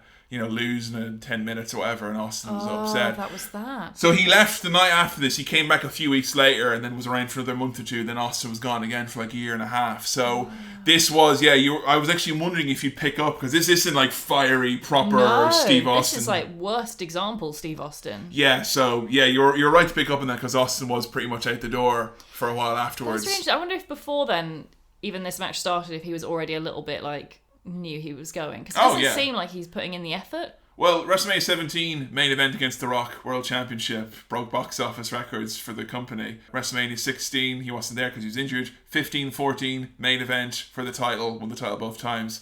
WrestleMania 18 mid-card match against Scott Hall, which is as a result of not being able to do the match with Hogan that they would have wanted to originally. And it's just... He saw it once, as soon as Austin got like a whiff of a downward trajectory, he was upset. It's a real shame, because like without Scott Hall in this match, this would be a shit match. And it was funny. It's because of him and his amazing selling and his amazing wrestling that makes this. And what's really shocking about this, I only found out Hogan mentioned it, actually, was in a documentary or an interview, about how Scott, to try and get himself right at the time, because he obviously had huge problems with booze, he was taking those pills. Oh God, yeah. You can take these pills essentially that will make you, even the smell or the taste of alcohol will make you incredibly nauseous. In a feud with Steve Austin. Which basically is like, hey, why don't I throw you to a swimming pool full of beer this week? I got a great idea. It's a dunk tank, but instead of water, it's a beer, and instead of a clown, it's Scott Hall. That, like, Austin was drowning this lad in fucking beer. Jesus. And that's shit, like, that's just crap if you're fucking trying to get it right, like, but... Yeah. God, the number of times that like Scott Hall has faced real hard shit, he's really gone up against it. It's amazing. He just keeps, carrying on. Another thing which rears its head on How To Wrestling, another recurring theme. Unfortunately, unlike Dusty Rhodes or the dying days of the AWA or something like that, it's not kind of like, oh wow, that really it's the plane ride from hell. Ah, back to that again. Were you, as soon as they brought up the plane ride from hell, were you figuring Scott Hall was on his way out? Or? Well, yeah, because it's actually really interesting, because I've been listening to older episodes of How To Wrestling recently, and only this week I listened to How To Mr. Perfect. Oh, that's my favourite episode, I think. Yeah, it's where we first talk about the infamous plane ride from hell, and I get so angry, rightfully so, about the injustice that is done to Scott Hall. And this is that was before I knew anything about him. Oh yeah, because we were talking about how he got fired because he got took out of the wheelchair. And way back then, I thought that was really unfair that Scott Hall was fired just because he had to be taken out in a wheelchair because he was in such a bad way. And I'm even angrier about it now, knowing all the shit he went through. Like, fuck you, Vince McMahon, fuck you, whoever made the decision that he was the one who had to be punished rather than Michael Hayes for pissing on Linda McMahon. That's the kind of, once the lad who took his Ric dick out. Flair wandering around with his dick out. I mean, there were 2 swinging dicks who should have gotten reprimanded here. Yeah. Probably first. Not to mention, all the other shit that went on, including the fight between Brock Lesnar and Mr. Perfect, right by the air security door. I'm sorry, but once again, now that you're talking through this, I'm like, wait, that didn't all happen on the... Oh, yes, wait, it did. Even now, yes, it did. 15 years I've been hearing about the plane ride from hell, I'm still like, wait, all of that? Yeah, and wasn't there someone else who was doing prank calls at the same X-Pac time? was chopped off Michael Hayes' ponytail, if you recall. Yeah, that too. Yeah, so... I'm so angry still about the fact that fucking Michael Hayes, who couldn't tell the difference between a urinal and Linda McMahon because he was so out of his head, wasn't fired. But Scott Hall, who's had terrible, crippling addictions, mental illness, whose very own disease has been made into a mocked gimmick, was fired just because he, had to be taken out in a wheelchair. That's absolutely shocking. I mean, it's funny because in the ESPN documentary, they have a clip from Stephanie and they're like, why did he get fired, essentially? They're like, look, there was that incident, but he underperformed on pretty much every show that he was at. And she says that he wasn't wrestling up to the standards that he had previously been wrestling to. I think the bone of contention, from my point of view anyway, is the fact that, Scott comes back. They knew that Scott had problems. He wasn't clean. I don't think he was, he wasn't clean and sober. And I think almost they had a responsibility to kind of fucking, look, take him off the road for a couple months, get him help. Don't just go, oh, geez, he's underperforming. And then it's like, yeah, actually, you're shit. Off you go.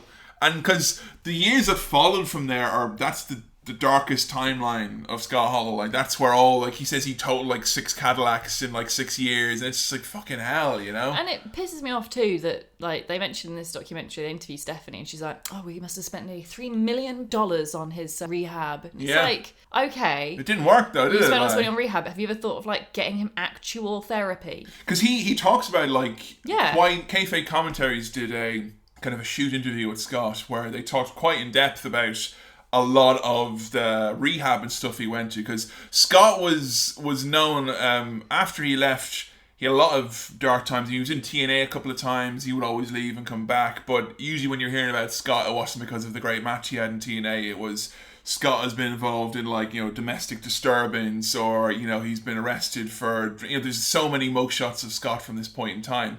And WWE had the offer out there after 2005 when Eddie Guerrero passed away. They put out a thing which is look, if you're a former performer, you've worked here even for a day and you were under contract, we will pay for you to get rehab. Yeah. And it was mainly because, look, we can't have wrestlers were dying left and right. They needed to do something. And it's a great idea in principle. But Scott, he would say, look, you go away and you do this 10-step thing. And it deals with the disease, the alcoholism or the drug abuse specifically. But that isn't the root of the problem. Yeah, he said, you're treating the symptom, which is the drinking, the addiction. The cause is the thing we talked about at the start of this. Yeah. It's the fucking tragic child, the dysfunctional childhood, and the fucking that murder thing. Because it comes back. That's what I mentioned at the start. It comes back to it so many times, and it's only actually since he started getting his life back on track, he started going to therapy. That's what's so I to me. I assumed that part of WWE's wellness policy with dealing with things like therapy. Alcohol and drug abuse would be therapy. Because to me, that's common sense. Okay, for some people, yes, alcoholism and drug abuse is the root of the problem. Sometimes that's the start. That's not the case for everyone. And that for many people, a mental illness or a traumatic event is what's caused then the need to rely on these things. And a lot of the times as well, he's talking here essentially saying, his life was, a blur of pills and booze and stuff. And he decided a number of times he was going to drink himself to death. Yeah. He had given up. And when you see the guilt that he has over this incident, and it's again, the symptom is this addiction is because he has this destructive aspect of his personality, I guess. And it was so sad because, him and Jake Roberts as well, who also had help from DDP, There was a point in time, like 2009, 2008, where we were literally just... Because wrestlers were dying left and right. Yeah. Younger than him. Yeah. With less demons and less problems than him. And they're dropping left and right. And, like, you're kind of sitting there going, well, surely Scott's next. And, like, you hear all these stories of, like, Kevin Nash saying, like, you know, I've brought this guy to, I'm his best friend. I'm the only one who seems to be responsible for him because, you know, his family don't want anything to do with him. And, you know, he's burnt all of his bridges. And Scott's, like, telling these depressing stories of, like, you know, he's in this big fucking mansion. Oh, he's got all the toys and no one to play with because no one wants to associate with him anymore. It's so sad. It's so sad. And it is really amazing, and this isn't really why we, you know, did this episode after we did Do how to DDP and then make it all about DDP. But, like, you know, DDP. I think one of the most incredible things that DDP was able to provide to these guys was a healthy way to talk about their feelings and their thoughts and their emotions and everything. And it's something that's, like, so obvious when you watch DDP talk to, like, Scott Hall or Jake Snake Roberts. He's so open and honest about, like, talking things through, and don't be afraid to show vulnerability, and, you know, fuck all that, you know, man up and everything. There's one point in the documentary, it's very sad, where Scott Hall says, you know, at the time when he was in, like, the clique. Oh yeah, this is sad. You know, they all had demons. They all knew they had horrible addictions and you know, mental and they knew that stuff. Scott had a dark past They knew, as well. Yeah, but they still were like, you know, come on, let's just keep partying because you know, if we keep partying, then the dark thoughts can't crop up. He said that they would only deal with each other on the surface level, and that is, like, that's a really and it's, like, so easy to imagine. Like, I mean, you think nowadays of, like, how difficult some men find it to talk openly about things that they've gone through and their feelings. And you think back then, in that... Even worse, like, the 80s, the 90s, wrestlers, they're supposed to be the epitome of masculinity, and they're not able to talk about these horrible things they've gone through. They've got to try and bottle it all up. It's so clear why this ended up how it did. Because DDP was, you know, he had helped Jake, and we were all, like, absolutely amazed how much, you know, help he gave Jake the Snake Roberts. Once he was helping there, lots of people started going, oh, geez, imagine if he helped Scott. Yeah. I remember watching the video that DDP put up, like, with Adam the day it happened, where he rang Scott Hall, and Scott's like, yeah, he barely knows what's going on. His voice is so weak. He picks up the phone. It's like 9 a.m. in the morning. He says, I've had vodka for breakfast. And when they pick him up at the airport, it's he's like... in a wheelchair, and it's... Because I'll tell you right now, I've seen Scott Hall wrestle in TNA when he was completely out of shape. Like, you know, looks nothing like him, you and can see still... the horrible clip from, what was it? The little independent shows, show, and they're fucking... Can we talk about that for a second? Yeah, no, please, let's do. So, they bring in Scott Hall. They tell all the fans, yeah, we're going to get Scott Hall, it's going to be amazing, yeah! Pay him a bunch of money to come over. He turns up, and he's clearly out of his head. He's got his hospital wristband on. Yeah, from the night before. When he's having seizures and stuff. Like, he's on all these medications. He's still obviously going through so much shit, and he's out of it. He's not there. I mean, he's there, but he's not. And he's asking for booze and stuff, and they're giving it to him. They're just giving him whatever. And the promoter, was the promoter, right? Yeah, it was the promoter. He's like, not my problem. We've paid him the money, so, you know, if he wants to wreck himself, that's up to him. No heart, you piece of shit. His viewpoint was, because he goes, as soon as Scott showed up, he was like, where's my money? And it's like, well, you people paid for Scott Hall, and so here's Scott Hall, and we just showed the world what Scott Hall was. And it's like... Fucking piece of shit. That's like, yeah, I mean... That's not showing love for the fans, and it's not showing respect for the talent and just the industry itself. I think that's just the shittiest. It's the lowest of the low. Yeah. Like, it's and that was that clip. There was the clip of him from like 2011 where he's like, and he does like an angle and all the stuff in the ring, and like you see him, he gets punched, he just falls over like a fucking ton of bricks. He just looks so out of his element. The saddest thing for me is seeing him do the crotch thrusts. Oh jeez, yeah. And he's not there. It's funny because like everyone was complaining that WWE, they were like, yo, why aren't you helping him? And they were like, well, we have sent him to rehab 12 times, whatever it is. So like when he shows up and DDP helps him out, and in the similar way that he did with Jake, you know, they crowdfunded surgery that he needed to do. That blew my mind. That it's just wow. It's funny because people were going like, oh, why did you crowdfund surgery when you've made all this money? It's like, well, you know, it wasn't necessarily free. I had to make like 80,000 phone calls and sign all these autographs to thank all the people. But I think what was most important about it was not just like, here, you need a hip replacement. It was also him, like, seeing the videos of Scott realizing that, hey, there's still hundreds of thousands of Yeah. people who love and care about you. Because he mentions like, oh, I didn't even have an iPhone or the Yeah. internet until like 2014. DDP gave him like his old iPhone 4S like just a couple of years ago. Oh. So cute. So that's why Scott Hall on Twitter is always something so fascinating, because I think Scott Hall is still getting to grips with the fact that his fans are still there and they will talk to him. Yeah. I mean, that must be amazing to like come away from wrestling so dramatically and really go through all that shit and think that your whole career is over, and then come back and see, no, wait, I'm still loved. And the sad thing as well is that like when you're out in the outs with WWE and the documentaries come out talking about all the important moments in WrestleMania, all the important WCW moments or top guys of all time, whether they mean to or they don't, if you're not with the company, the history gets written around that fact. Yeah. And no more so than Scott Hall, Shawn Michaels wrestled the ladder. For many years, Scott Hall was just known as, he was just a guy who was a fuck up and he never made it to the top. He was lazy. He was part of all the, the bad side of wrestling. And I was so happy to see him go into the Hall of Fame when he was clean and sober and he looked like Razor again. He looked like Scott Hall. Not saying he would look like he was still an older dude. He had the grey in his hair, but he just looked... He owns it. He looks fantastic. He looks in amazing shape. It's so wonderful to see. And I'm not by any point, patting WWE on the back, because it always very much is the case is that like you have to get right before WWE will associate with you again. Yeah. But I'm glad that he did get right and WWE did embrace him again, and they make documentaries and he's featured again, and when they talk about greatest matches of all time and stuff, they'll mention him and Shawn, and that's nice that he's managed to reclaim that. And it's because WWE, the way it's going, they own wrestling history, folks, and I'm glad that Scott has managed to find his place in history. He said himself he'll probably relapse, and I mean he has had his ups and downs since. But did you see the picture of him the other day? He's age 58. No. Oh, he was like his 58th birthday the other day, and he just posted a picture of his abs. It's like, holy fucking shit. Wow, that's amazing. He said, happy 58th birthday, thank you, DDP. Oh, that's really nice. I want DDP abs. Where are mine? Yeah, seriously. You haven't got enough chest hair, I guess. Off topic, but I mentioned this and then you told me I had to mention this in the recording.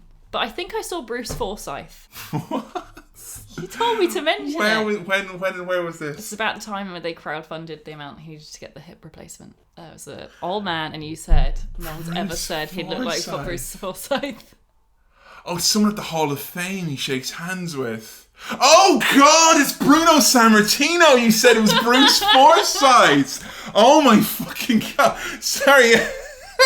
That's Bruno Sammartino's got the pointy nose and the mustache, and he had exactly like him. Bald Bruce Forsyth. Yeah. Of course, Bruce Forsyth, who refused to have anything to do with player cards right, all throughout the 90s and the early 2000s because he thought it became too sexualized. That's a hardcore Bruno reference and a hardcore Bruce Forsyth reference for any. There's like me and maybe one other lad somewhere who's like, oh yeah, man, we made the joke anyway. But I think seeing Scott at the Hall of Fame again, like, I mean, obviously now had a little bit more poignancy, I guess. Yeah. Seeing it. So we come to a nice end with this documentary, which is that obviously throughout his career, the sad truth is he did have a family at home who really who needed him. Yeah. And his son mentions many times throughout how much he missed having a father in his life, and it is sad.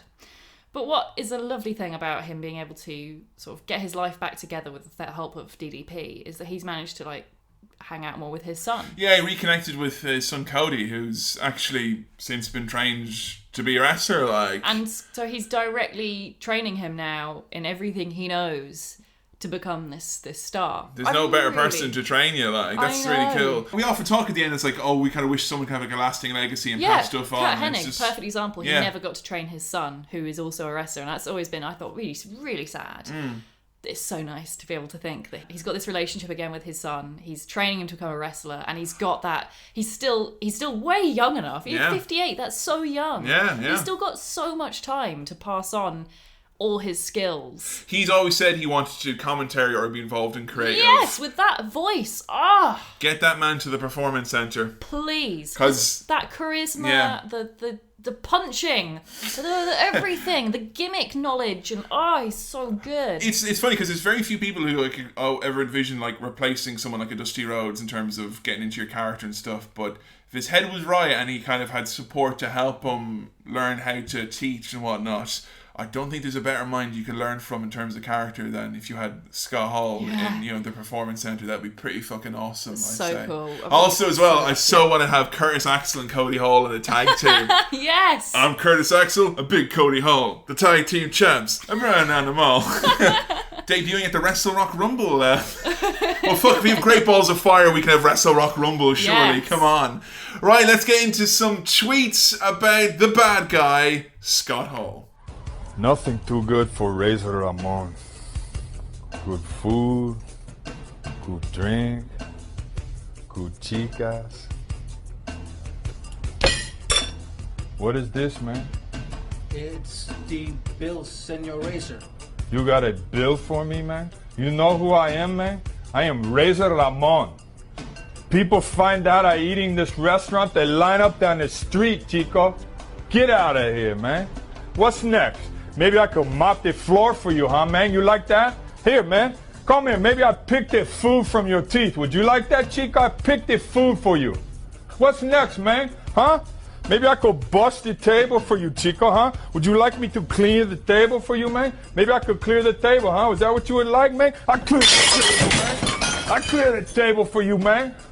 Right, first up we have DubPat85 saying, Scott Hall jumping to WCW was the catalyst for the wrestling we see today. Best debut ever. Oh, absolutely, because if he didn't debut there, there'd be no NWO. If there's no NWO, WCW wouldn't have started beating the shit out of WWF in the ratings. And if that didn't happen, Vince McMahon wouldn't have had to go, oh fuck, we need to change everything and do the Attitude Era. So whoa, that's so weird to think. It is. He is very much, if anyone could ever be classed as being like a spark plug or the tinder box or whatever it was that started off that spark that made wrestling in the late 90s dynamite, Scott Hall definitely is the number one candidate for that. Count Crory says, Scott Hall is weird to me because everything he did in the ring has been overshadowed by his demons. How do you feel about that? I mean, I know that a lot of people still, I think even since he's had, his intervention and whatnot, still kind of strongly associate him with his demons and whatnot. I mean, for someone who's had to have heard and seen how many times he's went into rehab and it seemingly having no effect whatsoever. Yeah. Like, I mean, at the very least, you have to admit that he's had a couple of fucking good years and he has turned a corner here. Whether he's the first one to admit, he's an addict, he's got serious problems. He could probably just as easily, relapse and go back down. He deals with fucking heavy shit. In the end of that documentary, the WWE one, they had him go back to the scene of the fucking murder. He said, my therapist said I should do it so it doesn't own me. I'm like, that's, hey, no one's going to wave a magic wand and this shit to go away. It's a fucking struggle. But, you can't deny it. There's people like him, people like Jake, people like, Road Dogg, Billy Gunn, X-Pac. There's so many guys from that time, and even that clique, who had fucking dark times. Maybe not as dark as Scott. And they're doing well. So, I personally don't want to be as cynical to be like, they're just going to go and relapse. If someone's doing well, I think it's important for fans to support that and let them know that that is a fucking good thing and send them some positivity on the basis of that. You just look at him and how far he's come. You see him talk in interviews and it just looks like he's so scared of going back there. Yeah, he seems so much clearer now. And he has this support group. He does have DDP and Jake. Yeah, he has a support system. I think that's probably what he lacked before. Yeah, and he's going to therapy, which he never did before. So now is almost incomparable to before. Yeah, I think he's no longer defined just by that. I think I don't think that's fair. Jeff Maxfield says, I was always fascinated by the way he said words with the letter R in them. Hard R's all round. Razor Ramon. I'm not as good as he is.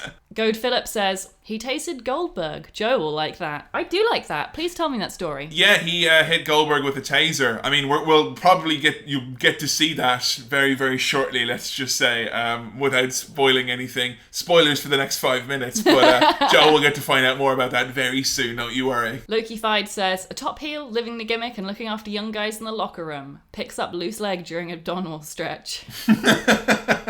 The Hot Carl 899 says, Scott Hall completely revolutionised the wrestling industry by making it cool to cheer for the bad guys. Yeah, a lot of people have kind of struggled with that, in that, you know, the cool heel is something which a lot of wrestling fans have a lot of disdain for. Me and Adam are watching for the HR podcast SmackDown at the moment, which has got a serious cool heel syndrome, where it's like the bad guys are coming out and doing all the things to make you cheer them, essentially. I think what's most important is that if you're going to go and have a cool heel, they actually have to be fucking cool. Yeah. And there's a lot of guys who've tried to do cool heel, and it's just been awkward and annoying and irritating. I think the unfortunate reality is you have to be naturally very cool, and that's not something you can just become. And if you look at the way things are going, whether you agree to it or not, but WWE they're taking the line these days that we don't care about faces and heels. We care about personalities that people react to. Yeah. So maybe Scott's ahead of his time in that front. Yeah. Our next episode is going to be a bitter pill to swallow for young Joe Graham over here. Do we have to do it? Yes, you've had your delicious, hairy, tall, chiseled entree. Now it's time to eat a big, steaming plate of Goldberg. You have to eat your greens, and not just because he was poorly trained and he is green. You have to eat your Goldberg.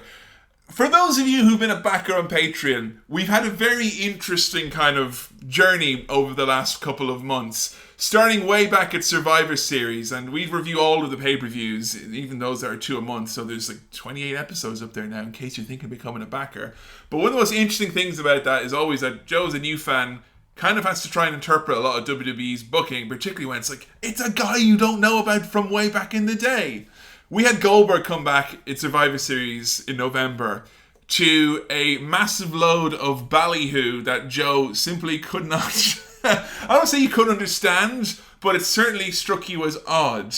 And try as I might, over the course from Survivor Series to him beating Kevin Owens in a couple of seconds, to him and Brock Lesnar facing off again at WrestleMania, I tried and failed to explain the phenom and the following that Bill Goldberg gained in the late 90s in WCW. Our next episode is going to be How to Goldberg, where I'm going to try and attempt, with the help of you lovely How to Wrestling fans, to teach Joe about the man behind the streak, okay? We're talking about Goldberg. Joe has got such folded arms at the moment and a look of incredulence. I'm sulking. We might as well say right now, so everyone's on board and know where you stand. You're not a fan of Goldberg.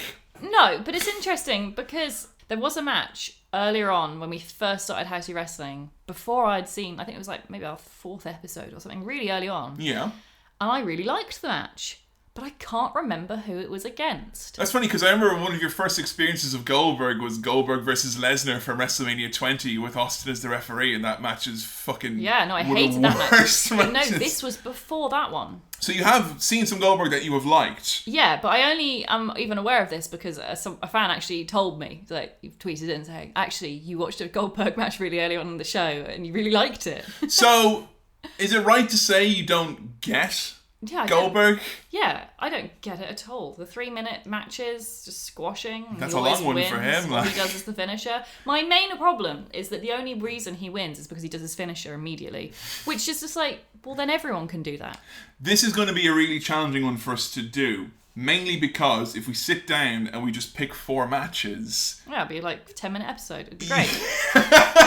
But it's like, that we can't just do that. Now, we have to watch like 20 matches just to get the time in. Now, Goldberg has some matches that are longer, that are worth watching. One of actually which is the ladder match with Scott Hall he did in WCW. I was going to do it for this episode, but I figured it would be better as a watch for Goldberg, because it's meant to be quite a good match. So, if there are any kind of... Actually, Goldberg has got some pretty good matches under his belt, and he's not just a squash match artist like we might think he is. If you're that Goldberg fan, you've got those matches, please send them in. We are after your memories, your thoughts, your matches, your promos, all your recommendations to help Joe understand about Goldberg. Because Joe, unfortunately, can't be a young teen wrestling fan in the late 80s watching WCW getting behind Goldberg. We can't emulate that, but maybe we can try and explain what it was like. I am kind of hopeful for this. Really? Mainly because I've been discussing with our artist, Dan, who's illustrating the new Goldberg picture. I'm like, yeah, and here's some of the kind of why people loved him. And he's starting to see already, like, oh, wow, I can see how this is, like, a bit different and why people might have come around it. So maybe either Dan's being a sycophant or he's understanding Goldberg, which means maybe Joe will get to appreciate Goldberg. He had to put up with me going on a rant the other day. He was like, what episode are we doing next? And I was like, we're doing fucking Goldberg. I hate him. He's only 3-minute matches and he's bloody rubbish. I don't know why anyone likes him. So if the artwork for it is Joe just like throwing over a table, like, angry scribble, jumping on a load of DVDs, like, you know. The main thing I'm after, if you were a wrestling fan in the late 90s who followed Goldberg's career, because admittedly, I was not following Goldberg's career week to week on WCW because I didn't watch Nitro if I could help it. But if you are someone who was that Goldberg fan, who started at the beginning of the streak and went all the way through, or if you're someone who Goldberg's return this year in WWF was a genuinely special moment, please head over to Facebook, because you can maybe write a longer description, or tweet us using the hashtag #HowToGoldberg and try and explain to us why Goldberg was special growing up or as a fan when you were younger. I'm already so confused because you keep talking about this streak. I thought it was The Undertaker who had the streak. Oh, that's a different streak altogether. Oh, for fuck's sake. It's a different streak. And no one will be nude in this one. However, Goldberg does have chest hair for most of his career, so that might sway you, Joe. Maybe. I don't know. My standards are too high now because I've seen loads of Scott Hall matches, so it's like peak chest hair. So our WCW theme will be continuing, looking at one of the few homegrown stars WCW ever had. The next episode, don't forget to use the hashtag #HowToGoldberg. Thank you so much for listening to this episode of How To Wrestling, and as always, if you're listening on iTunes, SoundCloud, or on Stitcher Radio, make sure you leave us an old rating or review, and don't forget, if you're always looking for ways to help How To Wrestling, recommend us to a friend. I see so many people these days who are asking on Twitter, like, oh, I'm looking for a new podcast, or people are looking to get into wrestling. Can't keep track of all of them, but if you ever see someone who's looking to get into wrestling, why not suggest How To Wrestling as an entryway? Because I know we've got a lot of people who have gotten in and are actually going along their journey getting into wrestling using us as a guide, and that's always awesome to hear about. Yeah, it's always so cool. And also, you can find us on Facebook, that's facebook.com/HowToWrestling, and on Twitter, that's @HowToWrestling, for all our various updates, news, random funniness. Oh, don't forget as well, if you like your pictures and whatnot, you can follow us on Instagram now, How To Wrestling on Instagram. It's my only wrestling Instagram, so all fun wrestling imagery and videos and weird stuff goes on that Instagram page. Do make sure you give us a follow. If you want to support the show, you can do that in a number of ways, and the best way is via heading to our Patreon. That's patreon.com/HowToWrestling. There are a variety of tiers, starting from $1 where you get my show notes, up to $5 where we do monthly pay-per-view reviews, reaching all the way back to 2015 SummerSlam. And Kevin's recently had a look at the feed. Some episodes weren't showing up correctly. They're all there now, so you can get the full list. 28 episodes. Every pay-per-view since we started doing this show. I know there's a lot of people like when they're kind of like wondering, like they're in downtime between episodes and are like want to get more content. $5, you've got 28 episodes. They're all at least an hour to an hour and a half long, and it's so fun chronicling the ups and downs of the last 2 years of wrestling, because it's been a really weird 2 years of wrestling in there with all the pay-per-view reviews. And not just that, there's other one-off bonus episodes as well, like our Southpaw Regional Wrestling retrospective. I hear they're bringing back another season. Oh fuck yeah, you better believe we're going to be recording that. We'll likely do things like give retrospectives on the new Glow series that's starting over there as well. We've got snack reviews, we've got our live perspectives when we've attended shows, UK Championship tournament retrospectives. So all that is there, available for a $5 backing. Become a $10 backer, you can join us for a monthly live stream, and if you want to request an episode, you can by becoming a $50 backer over at patreon.com/HowToWrestling. If you have any questions about becoming a backer, about requesting an episode or the RSS feed, head over to howtowrestling.com. There's an FAQ there, or always shoot me a message on Patreon or howtowrestling@gmail.com. And we've got t-shirts now as well, Joe. Yes. Available from What a Maneuver. Amazing, beautiful, high quality cotton t-shirts with a variety of colors to choose from. If you're sick of just black wrestling t-shirts, because I know that I've got 86 plain black wrestling t-shirts. Kevin is like not even lying. He got rid of 3 bin bags of black wrestling t-shirts this weekend alone. So if you want to introduce a little bit more variety and stand out at your favourite wrestling show, why not grab an amazing pastel How To Wrestling t-shirt from whatamaneuver.net. Plus it destroys toxic masculinity because it's got flowers on. Boom! How about that? Don't make the same mistake that Click did. Buy our shirt. Until next time, when it's going to be looking at How to Goldberg, it's a goodbye from me, Kevin. And a goodbye from me, Joe. Thanks so much for all your help with this one. We'll see you next time on another episode of How to Wrestling. See ya!